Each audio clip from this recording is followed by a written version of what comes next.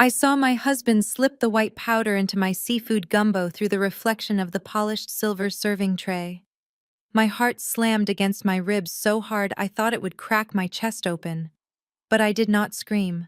I did not jump up or knock the bowl to the floor. Instead, I waited for the perfect distraction, swapped my bowl with my mother-in-law, and started a silent 5-minute countdown in my head. My name is Charmaine, 35 years old, and somehow still healing from wounds my family inflicted. As a successful software developer and forensic accountant, I had spent years building an empire they could only dream of. I escaped their toxicity early on, but maintained occasional contact. Last Sunday, they insisted on a traditional family dinner to catch up. Between the cornbread and the sweet tea, my mother-in-law leaned forward smirking.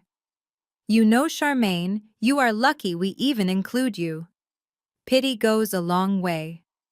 I simply sipped my water and smiled, knowing what was in the food she was about to eat. Before I continue this story, let me know where you are watching from in the comments below.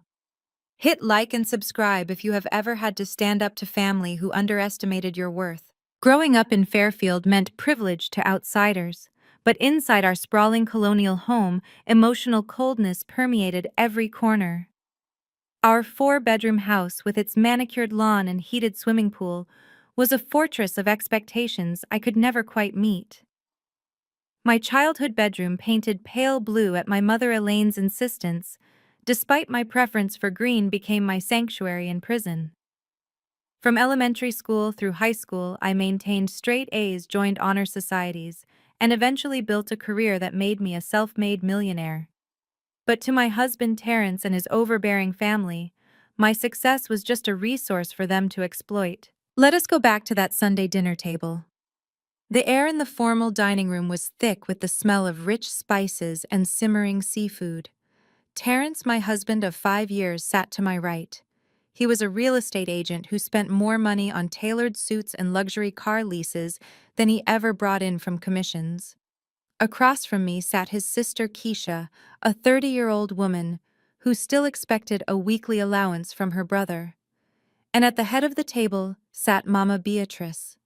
She was the finance director of a massive local megachurch, a woman who wore her religion like a weapon and judged anyone who did not bow to her absolute authority. I sat perfectly still, my eyes fixed on the gleaming surface of the silver platter resting in the center of the table.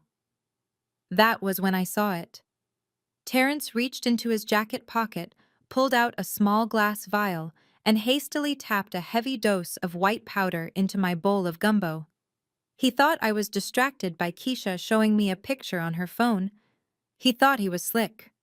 My analytical mind raced instantly, piecing together the financial anomalies I had noticed in his accounts over the past month. He was broke, drowning in underground debt, and desperate.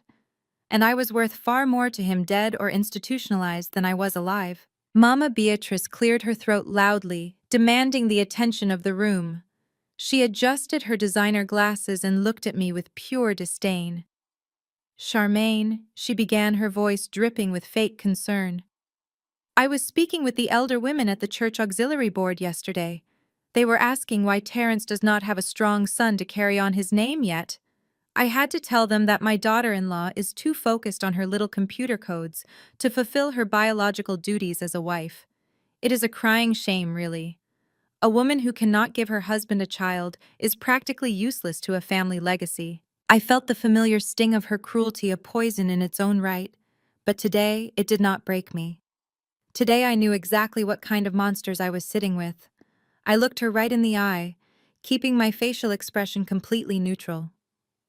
"My career is what paid for the very table we are eating on, Mama Beatrice," I replied calmly. "And it paid for the roof over your head when your church salary fell short last year." Keisha scoffed loudly, rolling her eyes as she reached for a thick piece of cornbread. "Oh, please! You act like typing on a keyboard all day makes you superior to the rest of us. Terrence is out there in the real world, closing deals, building a real estate empire, and you just sit in your home office staring at multiple screens like a weirdo.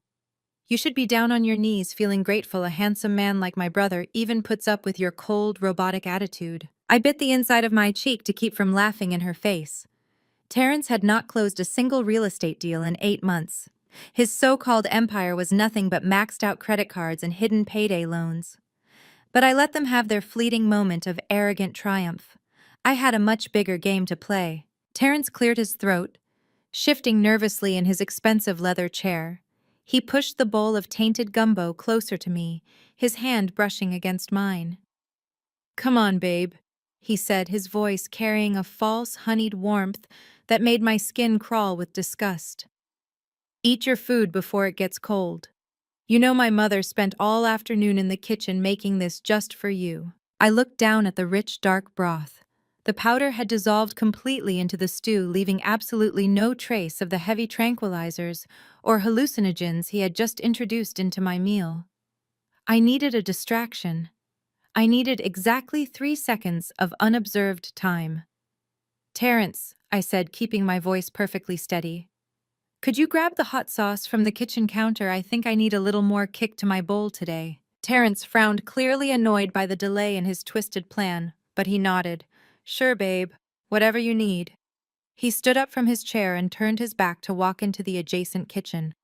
At that exact moment, Keisha dropped her cloth napkin and bent down under the table to retrieve it.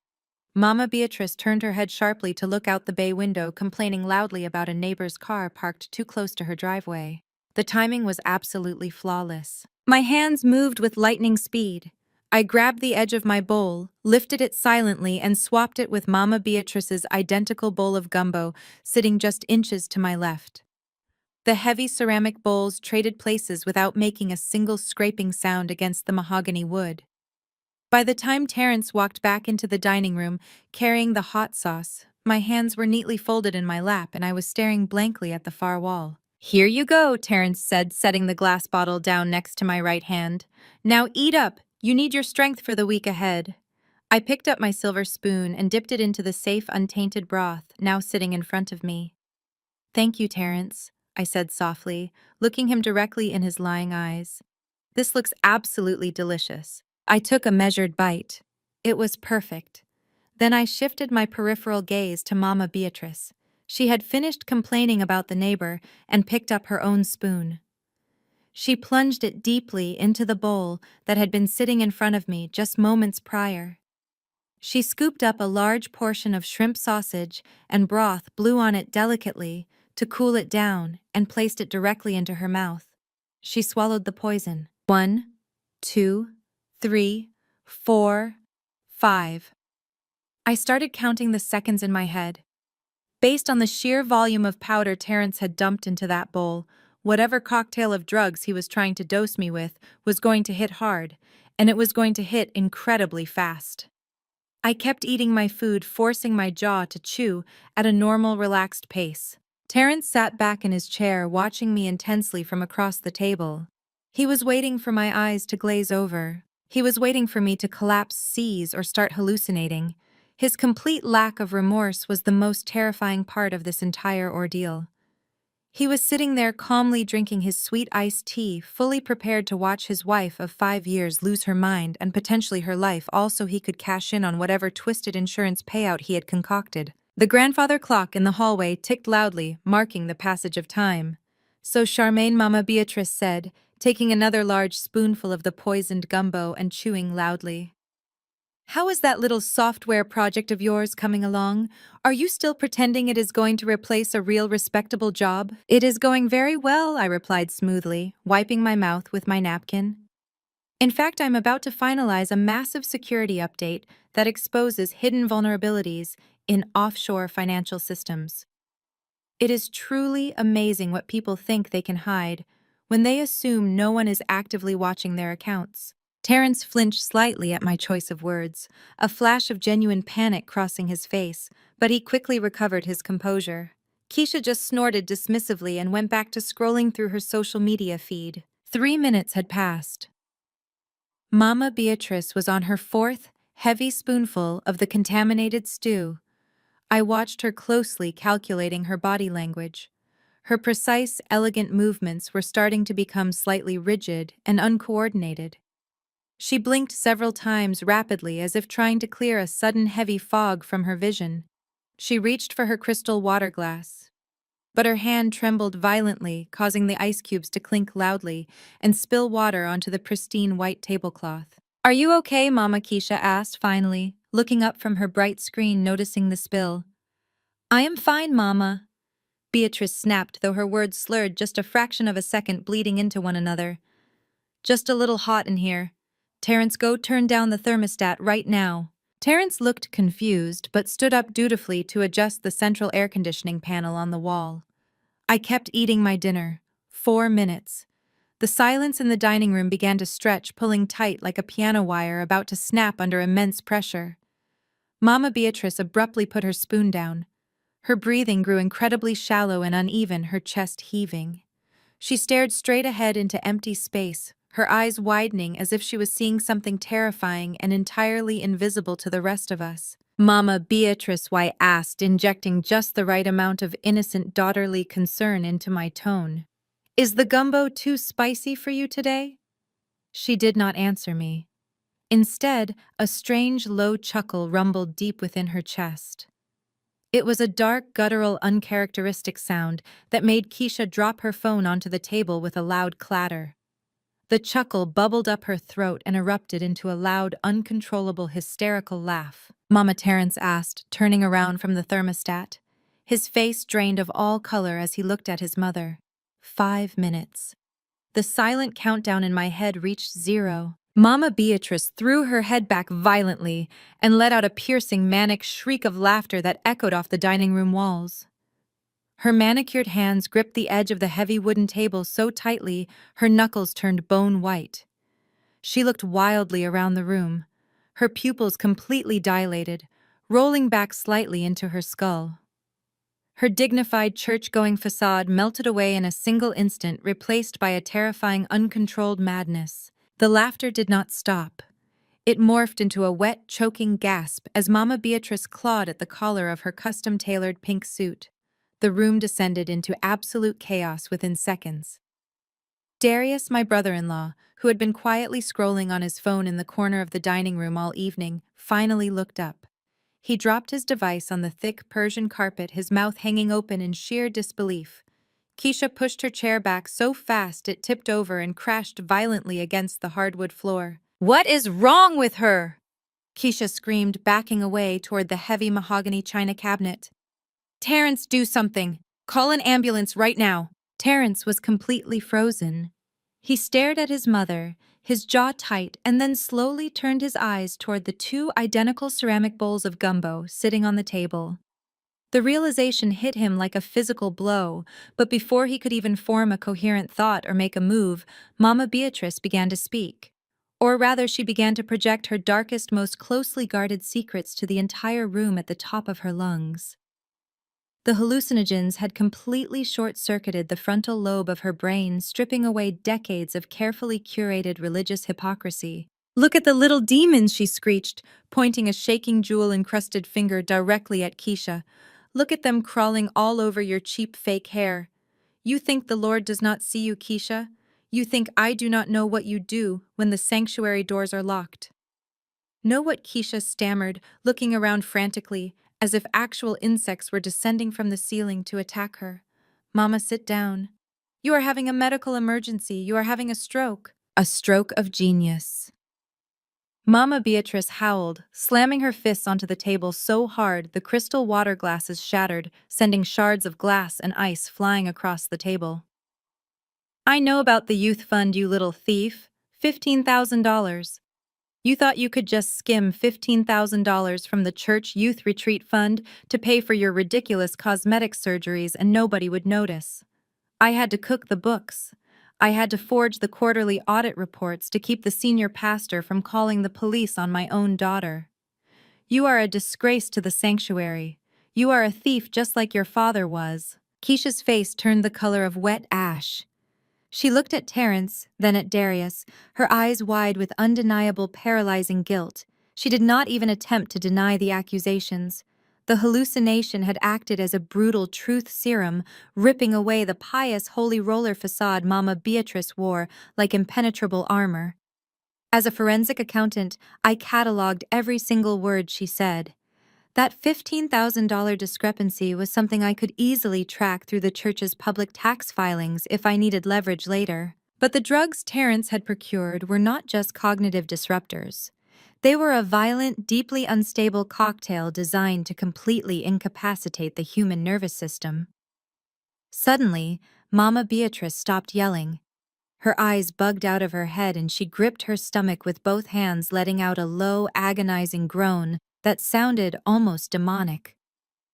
The secondary compound Terrence had mixed into the powder, a massive industrial-grade dose of laxatives, took brutal and immediate effect. Right there in the middle of her pristine dining room, wearing her $2,000 Sunday church suit, Mama Beatrice lost complete control of her bodily functions. The foul, unmistakable stench filled the room, instantly overpowering the rich aroma of the seafood gumbo and the expensive spices. It was immediate, explosive, and entirely humiliating. She slumped forward in her chair, groaning and weeping, as the hallucinogens continued to scramble her brain, trapping her in a waking nightmare of her own making, while her body betrayed her in the most degrading way possible. "Oh my God," Keisha gagged, covering her nose and mouth with both hands, stumbling backward until her back hit the floral wallpaper. "She ruined the custom chairs. She ruined everything. I cannot breathe in here." Terrence did not care about the mess. He did not care about his mother crying in a puddle of her own filth. His eyes were locked entirely on me. The mask of the charming, struggling real estate agent dissolved completely, revealing the absolute predator underneath. His face contorted into a mask of pure, unadulterated rage. The veins in his neck bulged against his tightly buttoned collar. He looked from the empty bowl in front of his mother to the barely touched bowl in front of me. He knew exactly what I had done, and he knew that I knew exactly what he was trying to do. "You switched them," he whispered, his voice trembling with a terrifying homicidal fury that sent a chill down my spine. "You switched the bowls when I turned around." I sat perfectly still, my hands folded neatly in my lap. I looked at the pathetic, chaotic scene unfolding around me and felt absolutely nothing but cold, calculated clarity. I did not ask him what he was talking about. I did not play dumb or act confused. I simply looked him dead in the eye and delivered the truth he could not handle. "If you are going to try and drug your wife to steal a massive life insurance policy, Terrence, you really should not turn your back to get the hot sauce. It is sloppy work, just like your fake real estate accounting. Did you really think I would not notice the offshore transfers?" That was the breaking point.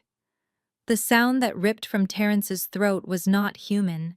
It was the roar of a cornered animal realizing its trap had snapped shut on its own leg. He lunged across the wide mahogany table, shattering plates and sending silver cutlery flying in every direction. His heavy boots crushed the spilled food as he scrambled over the wood, his hands outstretched like rigid claws. I barely had time to shift my weight backward before his fingers wrapped around my throat. He tackled me, my heavy wooden chair crashing to the floor with a deafening thud. The back of my head slammed against the Persian rug, stars bursting in my vision, but the adrenaline flooded my system instantly. His thumbs pressed deep into my windpipe, brutally cutting off my oxygen supply. His face was inches from mine, spit flying from his lips as he screamed, "I am going to kill you. You ruined everything. You ruined my life. You arrogant, cold-hearted witch. I needed that money. Darius owes the cartel $3 million and you ruined the plan. I will snap your neck right here and tell them you attacked my mother." I clawed at his wrists, my meticulously manicured nails digging deep into his skin, drawing crescent-shaped beads of blood. But he was too heavy, too desperate. The edges of my vision began to darken, a fuzzy gray ring closing in on the periphery of my sight. I needed to breathe. I bucked my hips upward, trying to dislodge his center of gravity, but he pinned my legs down with his knees. Keisha was screaming hysterically in the background, but she did not step forward to help me. She just stood against the wall and watched her brother strangle his wife to death. Darius Terrence roared without looking back, his grip tightening even further. "Help me hold her down. Grab something. Hit her in the head." Darius, whose own life was apparently on the line with whatever underground syndicate he owed money to, snapped out of his shock. He grabbed the heavy wooden dining chair Keisha had knocked over earlier. He lifted it high above his head, stepping carefully over his mother, who was still rolling on the floor, laughing and crying in her own waist. Darius raised the heavy chair, his eyes fixed intensely on my forehead. He was going to cave my skull in and frame it as an accident. He was going to finish what the poison was supposed to start. I stopped struggling against Terrence's grip for a fraction of a second. I let my body go entirely limp. Terrence felt the sudden lack of resistance and, anticipating my loss of consciousness, slightly relaxed his crushing grip on my windpipe to catch his own breath. That was all the leverage my body needed. I brought my right knee up with every ounce of strength I had left, driving it violently into his groin. Terrence let out a high-pitched, breathless gasp, his eyes widening in pure agony. His hands released my throat immediately as he rolled off my chest, curling into a tight fetal position on the floor, clutching himself and groaning in pain. I gasped desperately for air, rolling onto my side, just as Darius brought the heavy oak chair crashing down. The thick wooden legs smashed into the floorboards mere inches from my face, splintering the polished wood into jagged pieces. I scrambled backward across the floor, coughing violently, my throat burning like I had swallowed hot coals. Darius raised the broken chair again, stepping forward to deliver a second fatal blow. I reached into the pocket of my slacks and pulled out my phone, but I did not need to make a call. The fail-safe I had established before I even walked into this house was already in motion. 10 minutes ago, right when Mama Beatrice had started her lecture about my lack of children, I had reached under the table and pressed the emergency SOS button on my Apple Watch. I knew the moment I swapped those bowls that violence was the only language this family had left. I had silently broadcasted my exact GPS location and an open real-time audio feed directly to the local emergency dispatch center. They had heard the confession about the stolen church funds. They had heard Terrence admit to the massive cartel debt, and they had heard him threatening to snap my neck. Before Darius could swing the shattered chair a second time, the piercing, unmistakable wail of police sirens flooded the quiet suburban neighborhood, instantly drowning out Keisha's screaming and Mama Beatrice's psychotic laughter. Red and blue lights flashed wildly through the large bay windows, painting the dining room in a chaotic, strobing glare. Darius froze, the chair still suspended high above his head. He looked toward the window, absolute panic washing over his face. He dropped the chair with a loud clatter and immediately bolted toward the back door, abandoning his brother and his mother without a single second thought. Heavy, hurried footsteps pounded up the front concrete steps. Fists pounded against the solid oak front door, followed immediately by the splintering crash of a heavy tactical battering ram. The thick wooden door burst open off its hinges, and 3 heavily armed police officers flooded into the foyer, their bright tactical flashlights cutting through the dim hallway. "Police, drop your weapons. Show me your hands right now." I remained on the floor, clutching my deeply bruised throat, deliberately looking as helpless and terrified as possible. Terrence, still grimacing in intense pain, fought his way to his knees. He looked at the armed officers, their weapons drawn, and then looked directly at me. In a split second, his twisted survival instinct hijacked his brain. He raised his hands in the air, pointing a shaking finger directly at me. "Officers, help us!" Terrence screamed, perfectly mimicking the frantic terror of a traumatized victim. "Arrest my wife. She poisoned my mother's food and just tried to kill me. She is completely insane. Arrest her now." The officers did not hesitate. They did not look at the shattered pieces of the heavy oak chair lying inches from my head. They did not notice the dark crescent-shaped fingernail marks and the brutal bruising already blooming across my windpipe where Terrence had just tried to squeeze the life out of me. They saw a screaming, seemingly traumatized husband begging for help. They saw an older woman rolling on the floor in a state of absolute grotesque psychosis. And they saw me sitting silently on the floor. Their implicit bias made the decision for them in a fraction of a second. 2 officers lunged forward, grabbing my arms and brutally wrenching them behind my back. I felt the cold, heavy metal of the handcuffs bite viciously into my wrists as the ratchets clicked shut. I did not fight back. I knew better than to resist arrest. I went entirely limp, allowing them to haul me up from the ruined dining room floor. As they dragged me toward the broken front door, I locked eyes with Terrence. He was still kneeling on the floor, pretending to cry for the benefit of the police, but the moment the officers turned their backs, a slow, malicious smirk spread across his face. He mouthed the words, "Game over." I was shoved into the back of a smelling, hard plastic seat of a police cruiser. The ride to the precinct was a blur of flashing lights and the crackle of the police radio. I sat in silence, analyzing the board like a grandmaster playing a high-stakes game of chess. Terrence thought he had checkmated me. He thought the police would lock me away, giving him free rein to execute whatever contingency plan he had for the life insurance and the cartel debt. He had no idea what was coming. At the precinct, I was stripped of my personal belongings, save for my clothes, and thrown into a freezing, windowless interrogation room. My left wrist was cuffed to a heavy metal ring bolted to the steel table. The walls were painted a sickening shade of institutional gray. A single fluorescent bulb buzzed aggressively overhead. The air smelled of stale coffee and old sweat. I sat there for 3 agonizing hours. This was a classic interrogation tactic. They wanted to break my spirit, isolate me, and let the panic set in before they even asked a single question. But I was not panicking. I was waiting. Finally, the heavy metal door swung open. 2 detectives walked in. The lead was a tall, broad-shouldered white man in a cheap suit who looked like he had not slept in days. His name tag read, Detective Miller. Behind him was a younger female detective, Detective Reynolds, carrying a thick manila folder.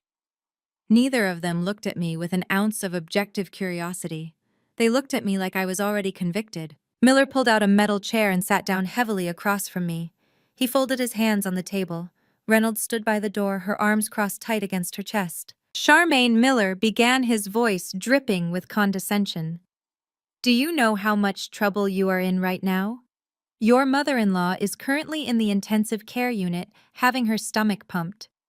She is suffering from severe cardiac distress induced by a massive overdose of ketamine and industrial laxatives. Your husband is in the waiting room terrified for his life. He told us everything." I sat up perfectly straight, making direct eye contact with Miller. "I would like to state for the record that my husband violently attacked me. If you look at my neck, you will see the physical evidence of strangulation. Furthermore, my brother-in-law Darius attempted to strike me with a wooden chair. I was the one who triggered the emergency SOS." Reynolds scoffed loudly from the corner of the room. "Give it a rest, Charmaine. We have already taken statements from Terrence and Keisha. They both confirmed that you attacked Terrence when he tried to stop you from fleeing the scene after you poisoned his mother. The bruising on your neck is from him trying to restrain you. Self-defense." It was a beautifully constructed lie. Terrence had anticipated my defense and flipped the narrative instantly, but he had not just stopped at witness statements.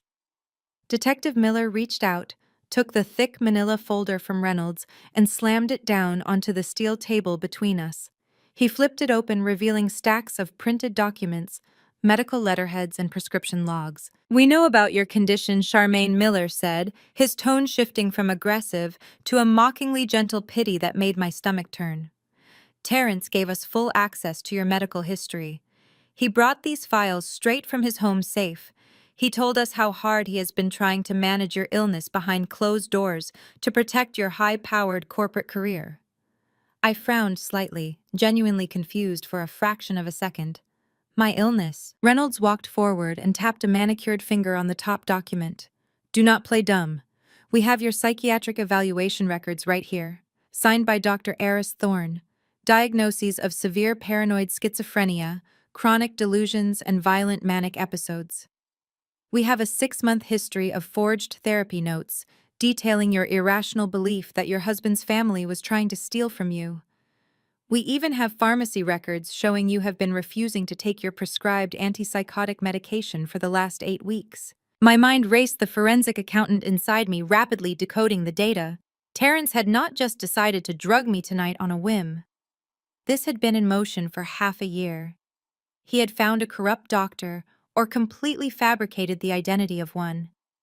He had generated a flawless, verifiable paper trail of mental instability. He had built an entire alternative reality in the public record.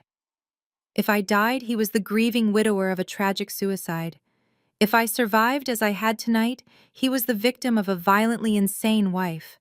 Either way, he gained full legal conservatorship over my estate, my bank accounts, and my life insurance. It was absolutely brilliant and entirely evil. They want to build the narrative of the crazy, dangerous black woman, I realized silently. It is the easiest story for the system to swallow. The police would look at my success, look at my wealth, and easily believe the lie that the pressure had completely cracked my mind. Terrence loves you, Charmaine Miller continued, leaning in closer. He does not want to see you go to a maximum security prison. He wants to get you the help you need. But you have to cooperate with us. You need to sign a full confession detailing exactly how you put the drugs in the food. If you confess right now, I can talk to the district attorney. We can bypass a criminal trial and petition for a mandatory indefinite psychiatric hold. You will go to a secure hospital instead of a penitentiary. They were trying to strong-arm me into a false confession. They wanted to close the case before the end of their shift. And if I refused to sign your fabricated confession, I asked softly, my voice completely devoid of emotion. Miller slammed his hand on the table, the loud crack echoing in the small room. Then I will charge you with first-degree attempted murder. I will charge you with aggravated assault. I will make sure the prosecutor asks for no bail. You will sit in a county jail cell while we take this to a jury. With your medical records and 2 eyewitness testimonies against you, you are looking at 20 years behind bars. You will lose your license, your career, your house, and your freedom. Your life as you know it is over. The silence in the room stretched out heavy and suffocating. Reynolds looked at me with disgust. Miller looked at me with impatient anger. They expected me to break. They expected the tears to fall. They expected the panicked begging of a woman whose entire world had just been systematically dismantled by the man she married. Instead, I let out a slow, deliberate breath, and then I smiled. It was not a small smile. It was a wide, genuine, completely relaxed smile that reached my eyes. I saw the immediate confusion register on Miller's face. He recoiled slightly, likely thinking the alleged schizophrenia was manifesting right in front of him. You think this is funny? Reynolds snapped, stepping toward the table. You are looking at 2 decades in a cage, you psycho. I leaned forward as far as the handcuffs would allow. The metal chain clinked sharply against the table. I looked directly into Detective Miller's eyes. I think it is hilarious. Detective, I said, my voice steady and commanding. I think it is hilarious that in your rush to close this case, you completely failed to perform a basic physical search of a corporate fraud investigator. You read those fake medical files and decided you had all the answers. But you missed one very important detail about what I do for a living.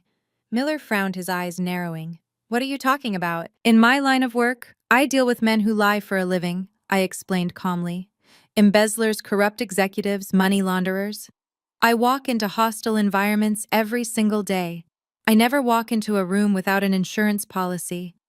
And I certainly do not sit down to dinner with a husband I know is drowning in cartel debt without keeping my eyes wide open. I shifted my shoulders slightly, sitting up taller. Detective Miller, I want you to look closely at my silk blouse. Notice the top button right below my collarbone. Miller squinted, leaning across the table to inspect my shirt. It is not a button, I whispered. It is a high-definition wide-angle microlens connected to a continuous loop recording device hidden in the lining of my bra. It records both video and crystal-clear audio. It has been recording since I walked into that dining room 2 hours ago. It recorded Terrence pulling the vial from his pocket. It recorded him dumping the powder into my bowl. It recorded me swapping the bowls while his back was turned. And it recorded his full confession about his $3 million debt while his hands were wrapped around my throat. The color instantly drained from Detective Miller's face. Reynolds stopped breathing, her eyes darting from me to the supposed button on my blouse. Now I said, my smile turning into a sharp, predatory grin. Be a gentleman. Unbutton the top button of my silk blouse, pull out the device and plug it into your laptop. Let us watch the tape, Detective. Detective Miller stared at me for a long, heavy moment. The arrogance had entirely vanished from his face, replaced by a pale, creeping dread. His hand shook slightly as he reached across the steel table, his thick fingers clumsily unfastening the top silk button of my blouse. He pulled the tiny black magnetic device free and held it up to the harsh fluorescent light as if holding a live grenade. Detective Reynolds did not say a single word. She simply walked over to the table, opened her heavy silver laptop, and plugged the micro USB drive directly into the port. The interrogation room fell dead silent as the video player launched. There it was in crisp, high-definition color and perfect, unfiltered audio. The recording showed the dining room from my exact point of view. They watched Terrence reach into his expensive tailored jacket. They watched him unscrew the tiny glass vial. They watched the white powder fall silently into my bowl of seafood gumbo. Then the camera shifted wildly for a fraction of a second as I reached across the table and swapped the bowls while his back was turned. They heard Terrence's falsely sweet voice urging me to eat. They heard Mama Beatrice's vile, hypocritical insults about my career and my inability to bear children. But the most damning part was the end. The detectives watched in stunned horror as Terrence violently tackled me to the floor. The audio was crystal clear. They heard every word of his unhinged, desperate confession. They heard him explicitly state his intention to murder me. They heard him explicitly confirm Darius owed $3 million to an underground cartel.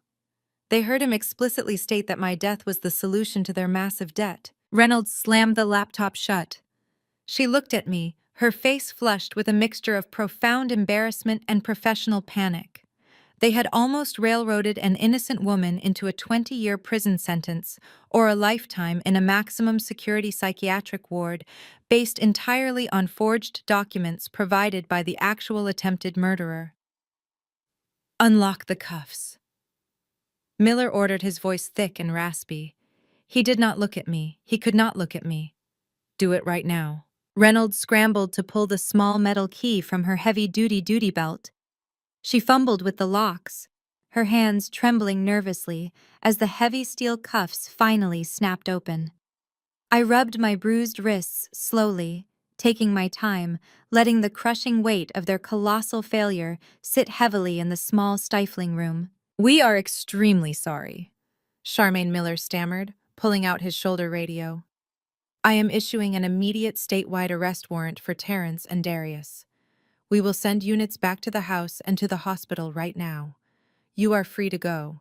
We will need the camera as evidence, but you can collect your personal belongings at the front desk." I did not say thank you. I simply stood up, smoothed the wrinkles from my silk trousers, and walked out of the interrogation room without a backward glance. I navigated the busy, brightly lit corridors of the precinct, my mind already 10 steps ahead of the police. Terrence was a coward, but he was a desperate coward with a massive head start. He knew the police would eventually figure out the truth, even if he thought I was locked away for the night. He would not just sit in the hospital waiting room playing the devoted son. I reached the front desk and signed the release forms to get my personal property back. The desk sergeant handed me my leather handbag, my car keys, and my phone. The battery was at 40%. As soon as I powered the device on the screen, completely froze. For a full 10 seconds, the processor struggled to handle the sheer volume of incoming data. And then the notification chimes began. It was not a single alert. It was a rapid, continuous cascade of metallic pings that sounded like a slot machine paying out a jackpot. But this was not a victory.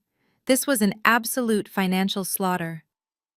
I stood in the middle of the crowded police lobby, my eyes scanning the notifications pouring in from 5 different banking applications. Alert. Transfer of $50,000 from joint savings to external account approved. Alert. Transfer of $75,000 from emergency fund money market to external account approved. Alert. Credit line advance of $40,000 initiated. Alert. Home equity line of credit drawn for maximum available balance of $90,000. My heart slammed against my ribs, but the forensic accountant in me instantly suppressed the rising panic. I opened the banking applications one by one. The balances were zero. Negative. Maxed out to the absolute limit. I sat in a hard plastic chair against the lobby wall, my fingers numb analyzing the timestamps. He had executed the first transfer exactly 4 minutes after the police dragged me out of the dining room. He had literally been tapping the authorized buttons on his phone while he was faking tears in front of the arresting officers. The sheer sociopathic calculation of it all was breathtaking. He had bypassed the two-factor authentication by intercepting the security codes routed to our home landline, which he had clearly forwarded to his own mobile device before the dinner even started. He had drained over $250,000 in pure liquid cash in less than 180 minutes. My entire safety net, the money I had worked 70-hour weeks to build from the ground up, was completely gone. I pushed through the heavy glass doors of the precinct and stepped out into the freezing torrential rain. The storm had finally broken over the city, washing the dark streets in a cold, unforgiving downpour. I pulled my coat tightly around my shoulders and sprinted to my car parked 3 blocks away in a dimly lit municipal lot. Just as I slid into the driver's seat, shivering and soaked to the bone, my phone rang. It was Detective Miller. Charmaine, his voice was tight, completely breathless. "We sent squad cars to the hospital to arrest Terrence. He is gone." I started the engine, blasting the heat to stop my teeth from chattering. Gone where, I asked, though I already knew the answer deep in my gut. "He never even checked his mother into the intensive care unit," Miller explained, the frustration evident in his harsh tone.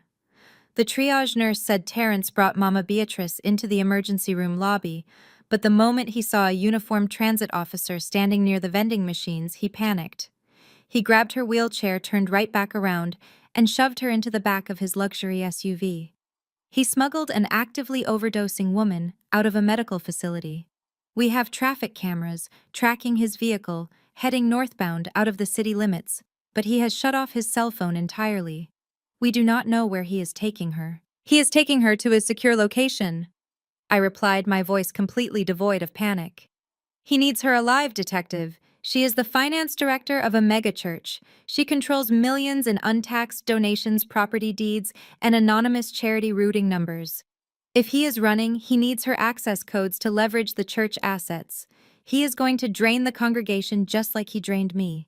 We will find him, Charmaine, I promise you." I hung up the phone without another word.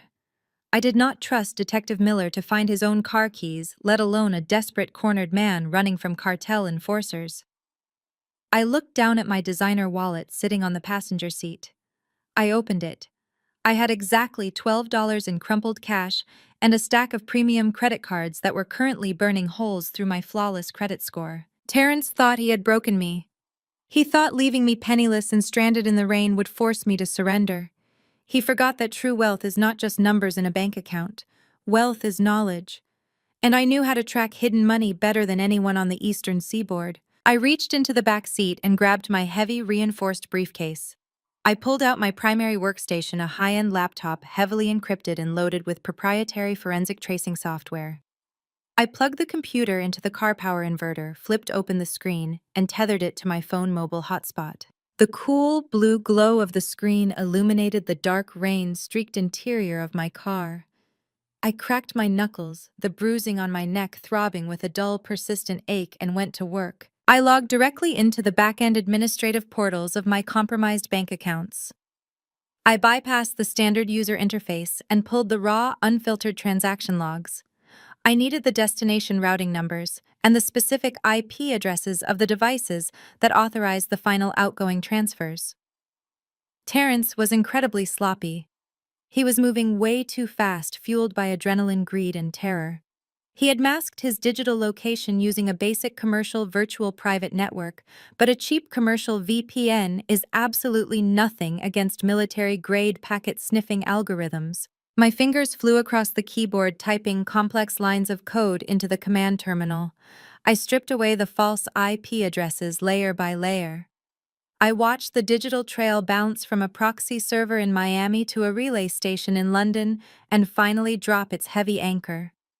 I stared at the final destination data populating on my screen, the breath suddenly catching in my throat. The money had not been wired to a traditional offshore bank account in the Cayman Islands or Switzerland. Traditional banks require holding periods and compliance checks. Terrence could not afford to wait for banking hours. The entire $250,000 had been instantly converted through an unregulated shadow exchange into untraceable cryptocurrency. But that was not what made my blood run cold. I ran the destination wallet address through an international threat database I frequently used for high-level corporate espionage cases. The system flagged the alphanumeric address instantly. Bright red warning banners flooded my entire screen, flashing aggressively in the dark car. This digital wallet did not belong to a local neighborhood bookie. It did not belong to a disorganized street gang. The digital signature matched a known laundering node exclusively used by an incredibly violent international trafficking syndicate operating out of Eastern Europe and the Caribbean. Darius did not just owe money to bad men playing poker in a basement. He owed money to a sophisticated organization that routinely dismantled entire corporations, bribed federal judges, and assassinated rivals to collect their outstanding debts. And Terrence had just funneled my entire life savings directly into their central ledger as a microscopic down payment. I sat completely alone in my car, the rain pounding violently against the windshield, the flashing red alerts reflecting in my wide eyes. This was no longer just a bitter domestic dispute. This was no longer just about a toxic family trying to steal a house or cash in an insurance policy. My husband and his family were deeply, inextricably embedded in a massive, coordinated criminal syndicate. Terrence had smuggled Mama Beatrice away, not just to hide from the local police, but to hide from the cartel enforcers who were undoubtedly coming to collect the remaining $2.75 million Darius still owed them. I closed the laptop with a sharp, echoing snap. I was totally broke. I was physically exhausted. My throat was bruised and heavily swollen. But for the first time since this terrible nightmare began, I was not playing defense anymore. I started the car engine, shifted the gear into drive, and pulled out into the stormy night. It was time to go hunting. I navigated the slick, flooded streets of Atlanta with a cold, mechanical precision. I could not go back to my house. The police might be there processing the scene, or worse, Terrence might have sent someone from the cartel to finish the job he started. I needed a secure location with blazing fast internet and absolute privacy. I drove directly to my corporate office building. I parked in the heavily guarded underground garage, flashed my platinum clearance badge to the night security watchman, and took the private executive elevator straight to the 24th floor. The office was pitch black, silent, and completely secure. I walked into my corner office, locked the heavy reinforced glass door behind me, and plugged my laptop directly into the company mainframe. I needed the massive processing power of our enterprise servers to crack Terrence's hidden files. I had managed his digital life for years. I knew his primary passwords, his security questions, and his recovery emails. He was a vain, predictable man who used his high school football jersey number and his mother's birth year for almost everything. But when I logged into his main cloud drive, I found exactly what I expected: a hidden, heavily encrypted partition. He had likely paid someone a lot of money to set it up, but it was nothing compared to the proprietary forensic decryption algorithms I used to dismantle fraudulent offshore corporations on a daily basis. I routed the encrypted partition through our mainframe, launching a brute force attack designed to shatter commercial-grade firewalls in minutes. While the algorithm ran, I stared out the floor-to-ceiling windows at the rain-soaked Atlanta skyline. My throat still throbbed intensely. The phantom feeling of Terrence's hands squeezing my windpipe was a dark reminder of exactly who I was dealing with. He was not just a greedy husband anymore. He was an active, lethal threat. A sharp metallic beep from my laptop pulled my attention back to the screen. The firewall had collapsed. The encrypted vault was completely open. I clicked into the first folder labeled with a simple, innocuous sequence of numbers. Inside was a single, massive PDF document. I opened it, my eyes rapidly scanning the dense legal jargon and the actuarial tables. It was a comprehensive life insurance policy underwritten by a massive international financial firm. The insured party was me, Charmaine. The sole primary beneficiary was Terrence. I looked at the total payout amount and the breath hitched in my damaged throat. $5 million. I scrolled down to the execution dates. The policy had been initiated exactly 30 days ago. It carried a massive monthly premium, one that Terrence could never afford on his own. That meant he had likely borrowed the initial payment from the very people he currently owed, promising them a massive return on their investment. But what made my blood run entirely cold was the specific rider attached to the policy. It was a double indemnity clause that guaranteed immediate payout in the event of an accidental death. The clause specifically excluded suicide, but fully covered fatal accidents caused by medical delirium, psychological episodes, or prescription drug interactions. The entire horrifying puzzle snapped together in my mind with perfect clarity. The fake psychiatric records, the forged history of severe schizophrenia, the heavy dose of hallucinogens and tranquilizers he dumped into my dinner tonight. Terrence never intended to leave me in a psychiatric ward. A secure hospital would eventually figure out I was perfectly sane. A hospital would run blood tests and find the industrial laxatives in the ketamine. He was going to drug me until I was completely delirious. He was going to put me behind the wheel of my car or lead me out into heavy downtown traffic and stage a horrific fatal accident. The police would look at my fabricated medical history, see a woman suffering from an acute psychotic break, and rule my death a tragic, unavoidable accident. Terrence would play the grieving widower, collect the $5 million tax-free, and walk away completely clean. I was worth $250,000 to him alive and bleeding, but I was worth $5 million to him dead. I felt a violent wave of nausea wash over me, but I swallowed it down forcefully. Panic was a luxury I could not afford right now. I needed to understand why. Terrence was arrogant and lazy, but orchestrating a flawless murder required a level of desperate motivation he did not naturally possess. He needed a reason to risk the electric chair. I backed out of the insurance folder and clicked into a secondary directory titled Property Valuations. It was not real estate data. It was a massive archive of exported encrypted messaging logs. Telegram, Signal, WhatsApp. He had backed everything up likely as an insurance policy of his own in case his partners ever turned on him. I opened the primary chat log. It was a group thread between Terrence Darius and a third user utilizing a burner number with a Miami area code. The messages were terrifying. They were not vague threats. They were highly specific, deeply coordinated instructions. The user from Miami had sent multiple surveillance photos of Darius. Photos of Darius walking to his car. Photos of Darius eating at a local diner. Photos of Mama Beatrice leaving her megachurch on a Sunday afternoon. Attached to the photos was a simple, chilling message. You have 48 hours to balance the ledger, or we start breaking bones. The principal balance is $3 million. No more extensions. No more excuses. I read Terrence's frantic replies. He was begging. He was negotiating for his brother's life and his own kneecaps. Please just give me until the end of the month. I have a guaranteed $5 million payout coming. It is locked in. I am executing the final phase tonight. I just sent you $250,000 in crypto as a good faith deposit. Please do not touch my mother. The plan happens tonight. Darius had lost $3 million of cartel money in a botched cryptocurrency pump and dump scheme. The people he stole from did not care about apologies or bad market timing. They wanted their money, and they were perfectly willing to slaughter the entire family to make an example of them. Terrence, in a desperate bid to save his brother and protect himself from the fallout, had offered me up as the sacrificial lamb.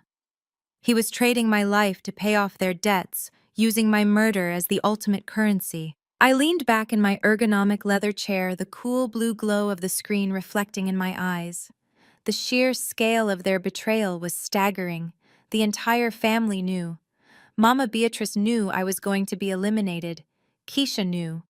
They had all sat around that dining table eating their dinner, smiling at me, fully aware that I was not supposed to survive the night. I saved the chat logs, the insurance documents, and the cryptocurrency transfer receipts directly to an encrypted external hard drive.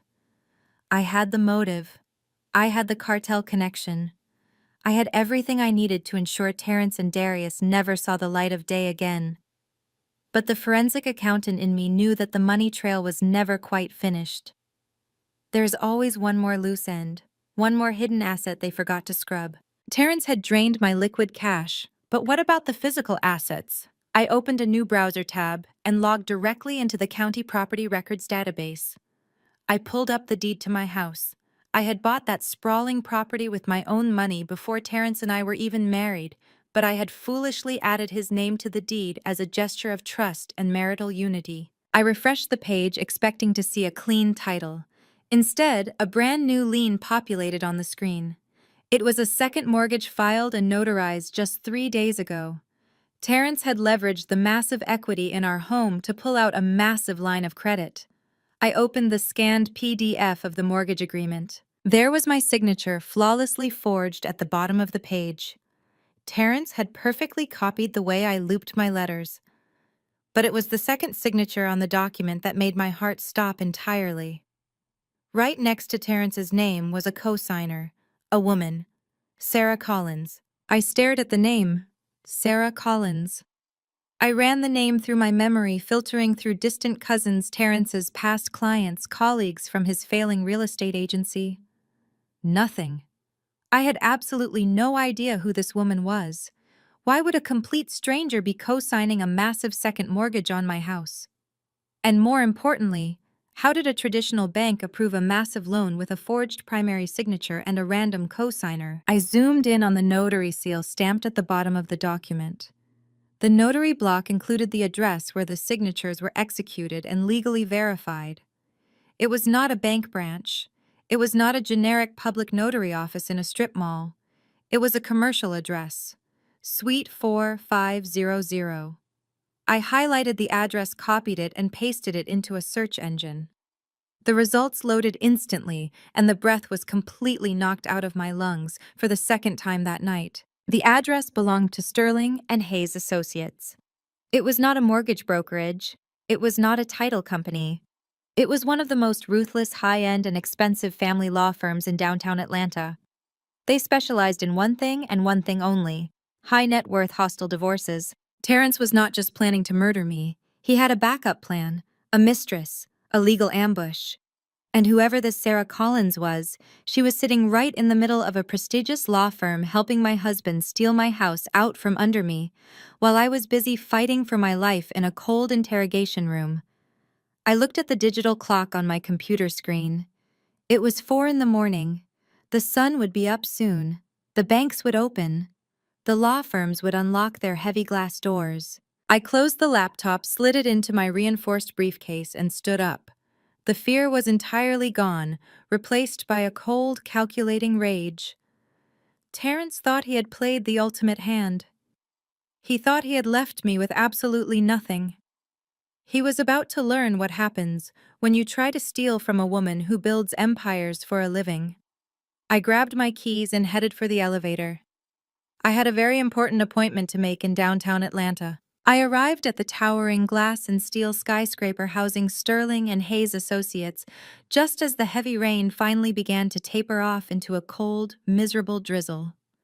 The sun struggled to pierce the thick gray clouds hanging over downtown Atlanta, casting long, harsh shadows across the wet pavement. I parked my car in the adjacent parking garage, grabbed my reinforced briefcase, and walked straight through the massive revolving doors of the lobby.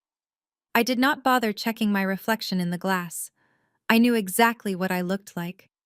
My hair was damp, my clothes were wrinkled from sitting in a police precinct, and my car all night, and my neck was ringed with the ugly dark purple bruises Terrence had left on my skin. But I did not care. I was not here to look presentable.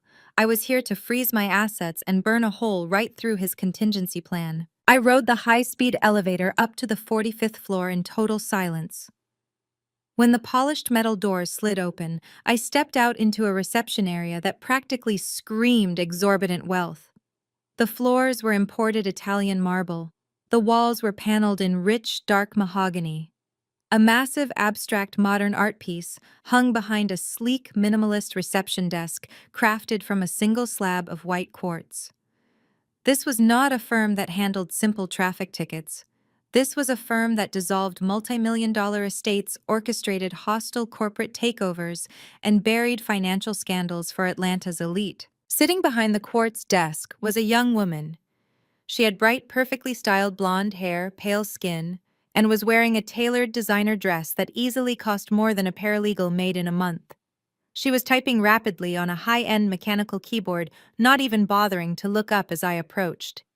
Welcome to Sterling and Hayes, she said, her voice dripping with practiced corporate artificiality. Do you have an appointment with one of our partners? I stopped right in front of her desk. I looked down at the engraved silver nameplate resting next to her multi-line telephone console. It read Sarah Collins. The air in my lungs turned to solid ice. This was her, the woman who had co-signed the fraudulent second mortgage on my house just 3 days ago. I stood entirely still, my forensic mind analyzing every single detail about her in a fraction of a second. She was 25, maybe 26 years old at most. She wore a heavy gold Cartier love bracelet on her right wrist, the exact same bracelet I had noticed on Terrence's credit card statement 6 months ago, which he swore was a corporate gift for a wealthy female client. I am looking for Sarah Collins, I said, keeping my voice completely flat and devoid of any emotion. She finally stopped typing. She looked up, her blue eyes scanning my wrinkled clothes, my unkempt hair, and the dark bruising around my throat. A flicker of something crossed her face. It was not confusion. It was not polite professional concern. It was recognition. She knew exactly who I was before I even said my name. I am Sarah, she replied, leaning back in her ergonomic leather chair and crossing her arms. And you must be Charmaine. Terrence told me you were intense, but I did not expect you to show up at my place of work, looking like you just crawled out of a dumpster. She did not flinch. She did not panic at the sight of the lawful wife standing in front of her. Instead, a slow, incredibly smug smile spread across her face. The sheer audacity of her reaction confirmed everything I needed to know about Terrence's hidden life. I placed my briefcase on the pristine surface of her desk. I'm going to make this very simple for you, Sarah. I know about the second mortgage you signed on my property 3 days ago. I know Terrence forged my signature on the primary application. I am here to speak with the senior managing partner of this firm to inform them that their receptionist is actively participating in a massive bank fraud scheme, and then I am calling the federal authorities. Sarah laughed. It was a bright, airy, mocking sound that echoed loudly in the cavernous marble lobby. She did not reach for the phone. She did not buzz for a manager.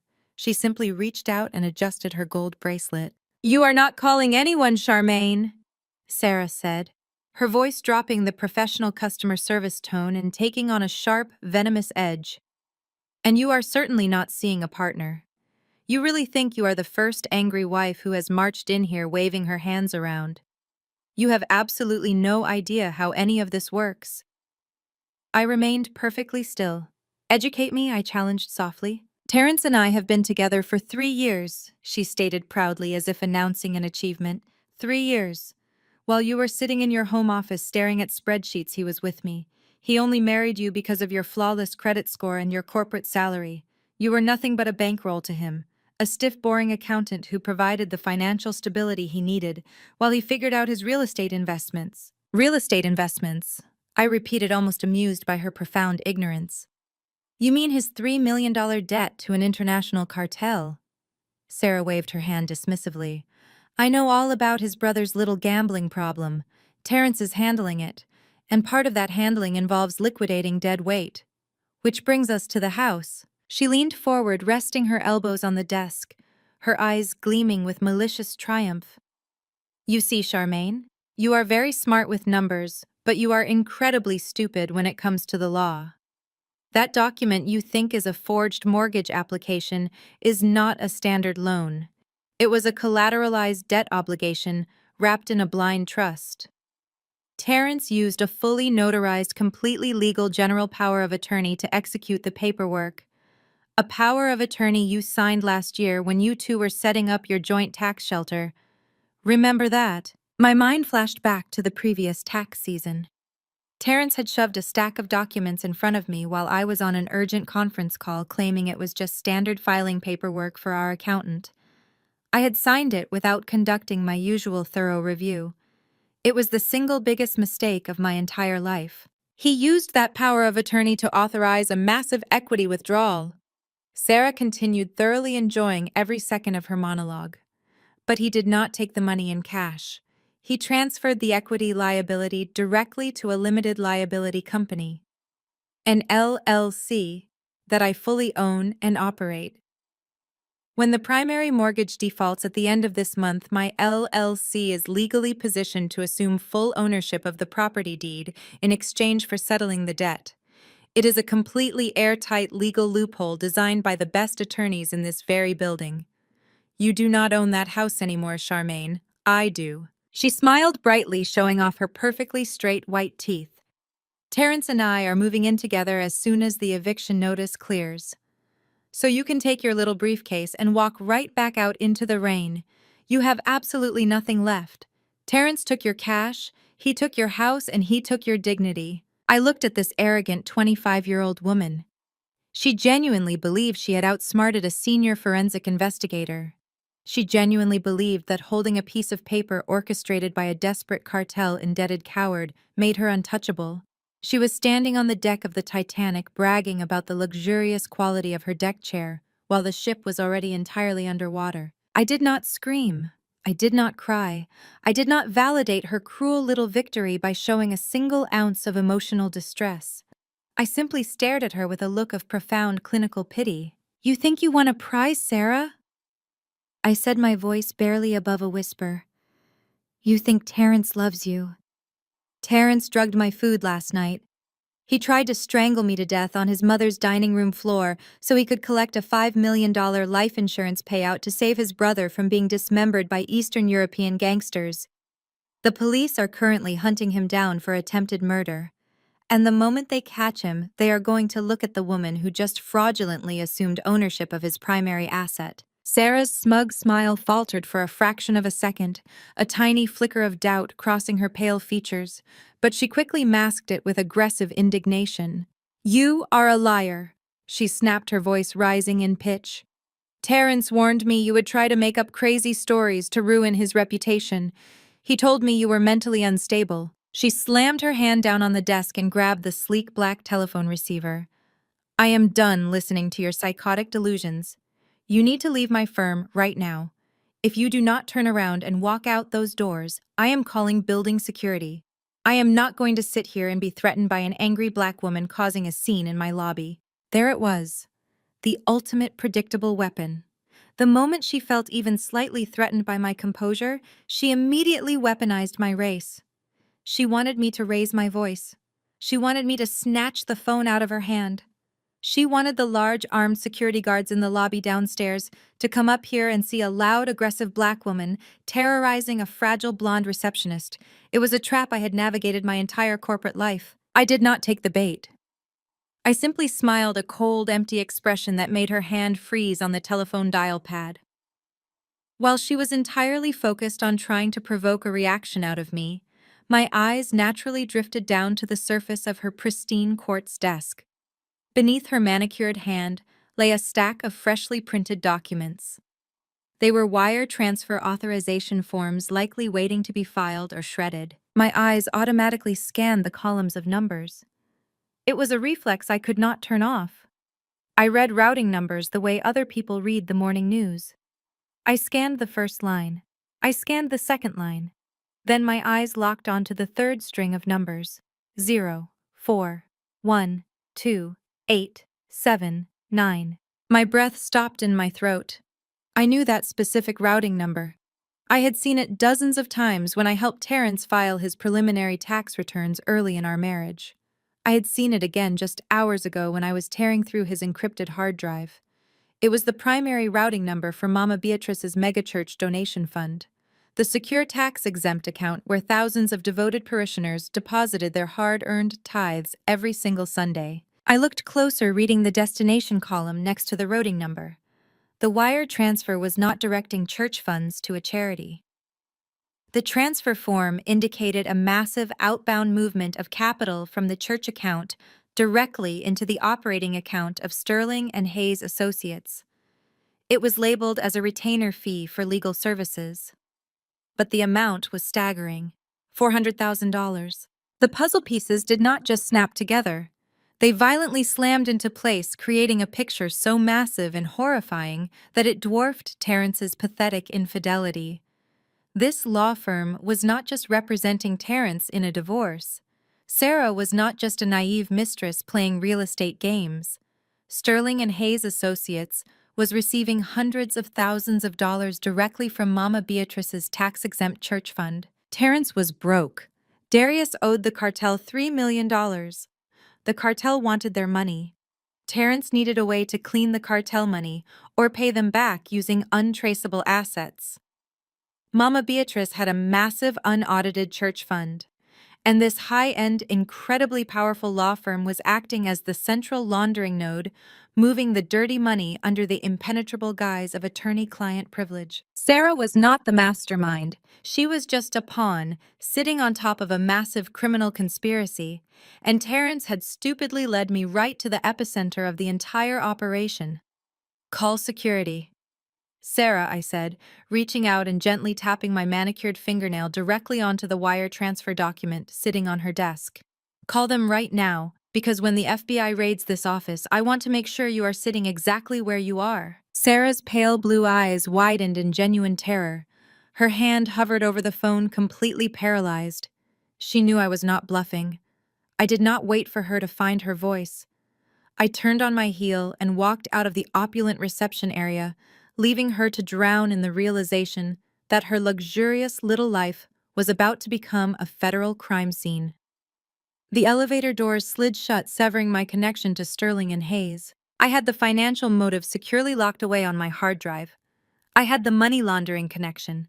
But financial crimes take months to prosecute. I needed immediate leverage to keep Terrence cornered, and that meant solidifying the attempted murder charge.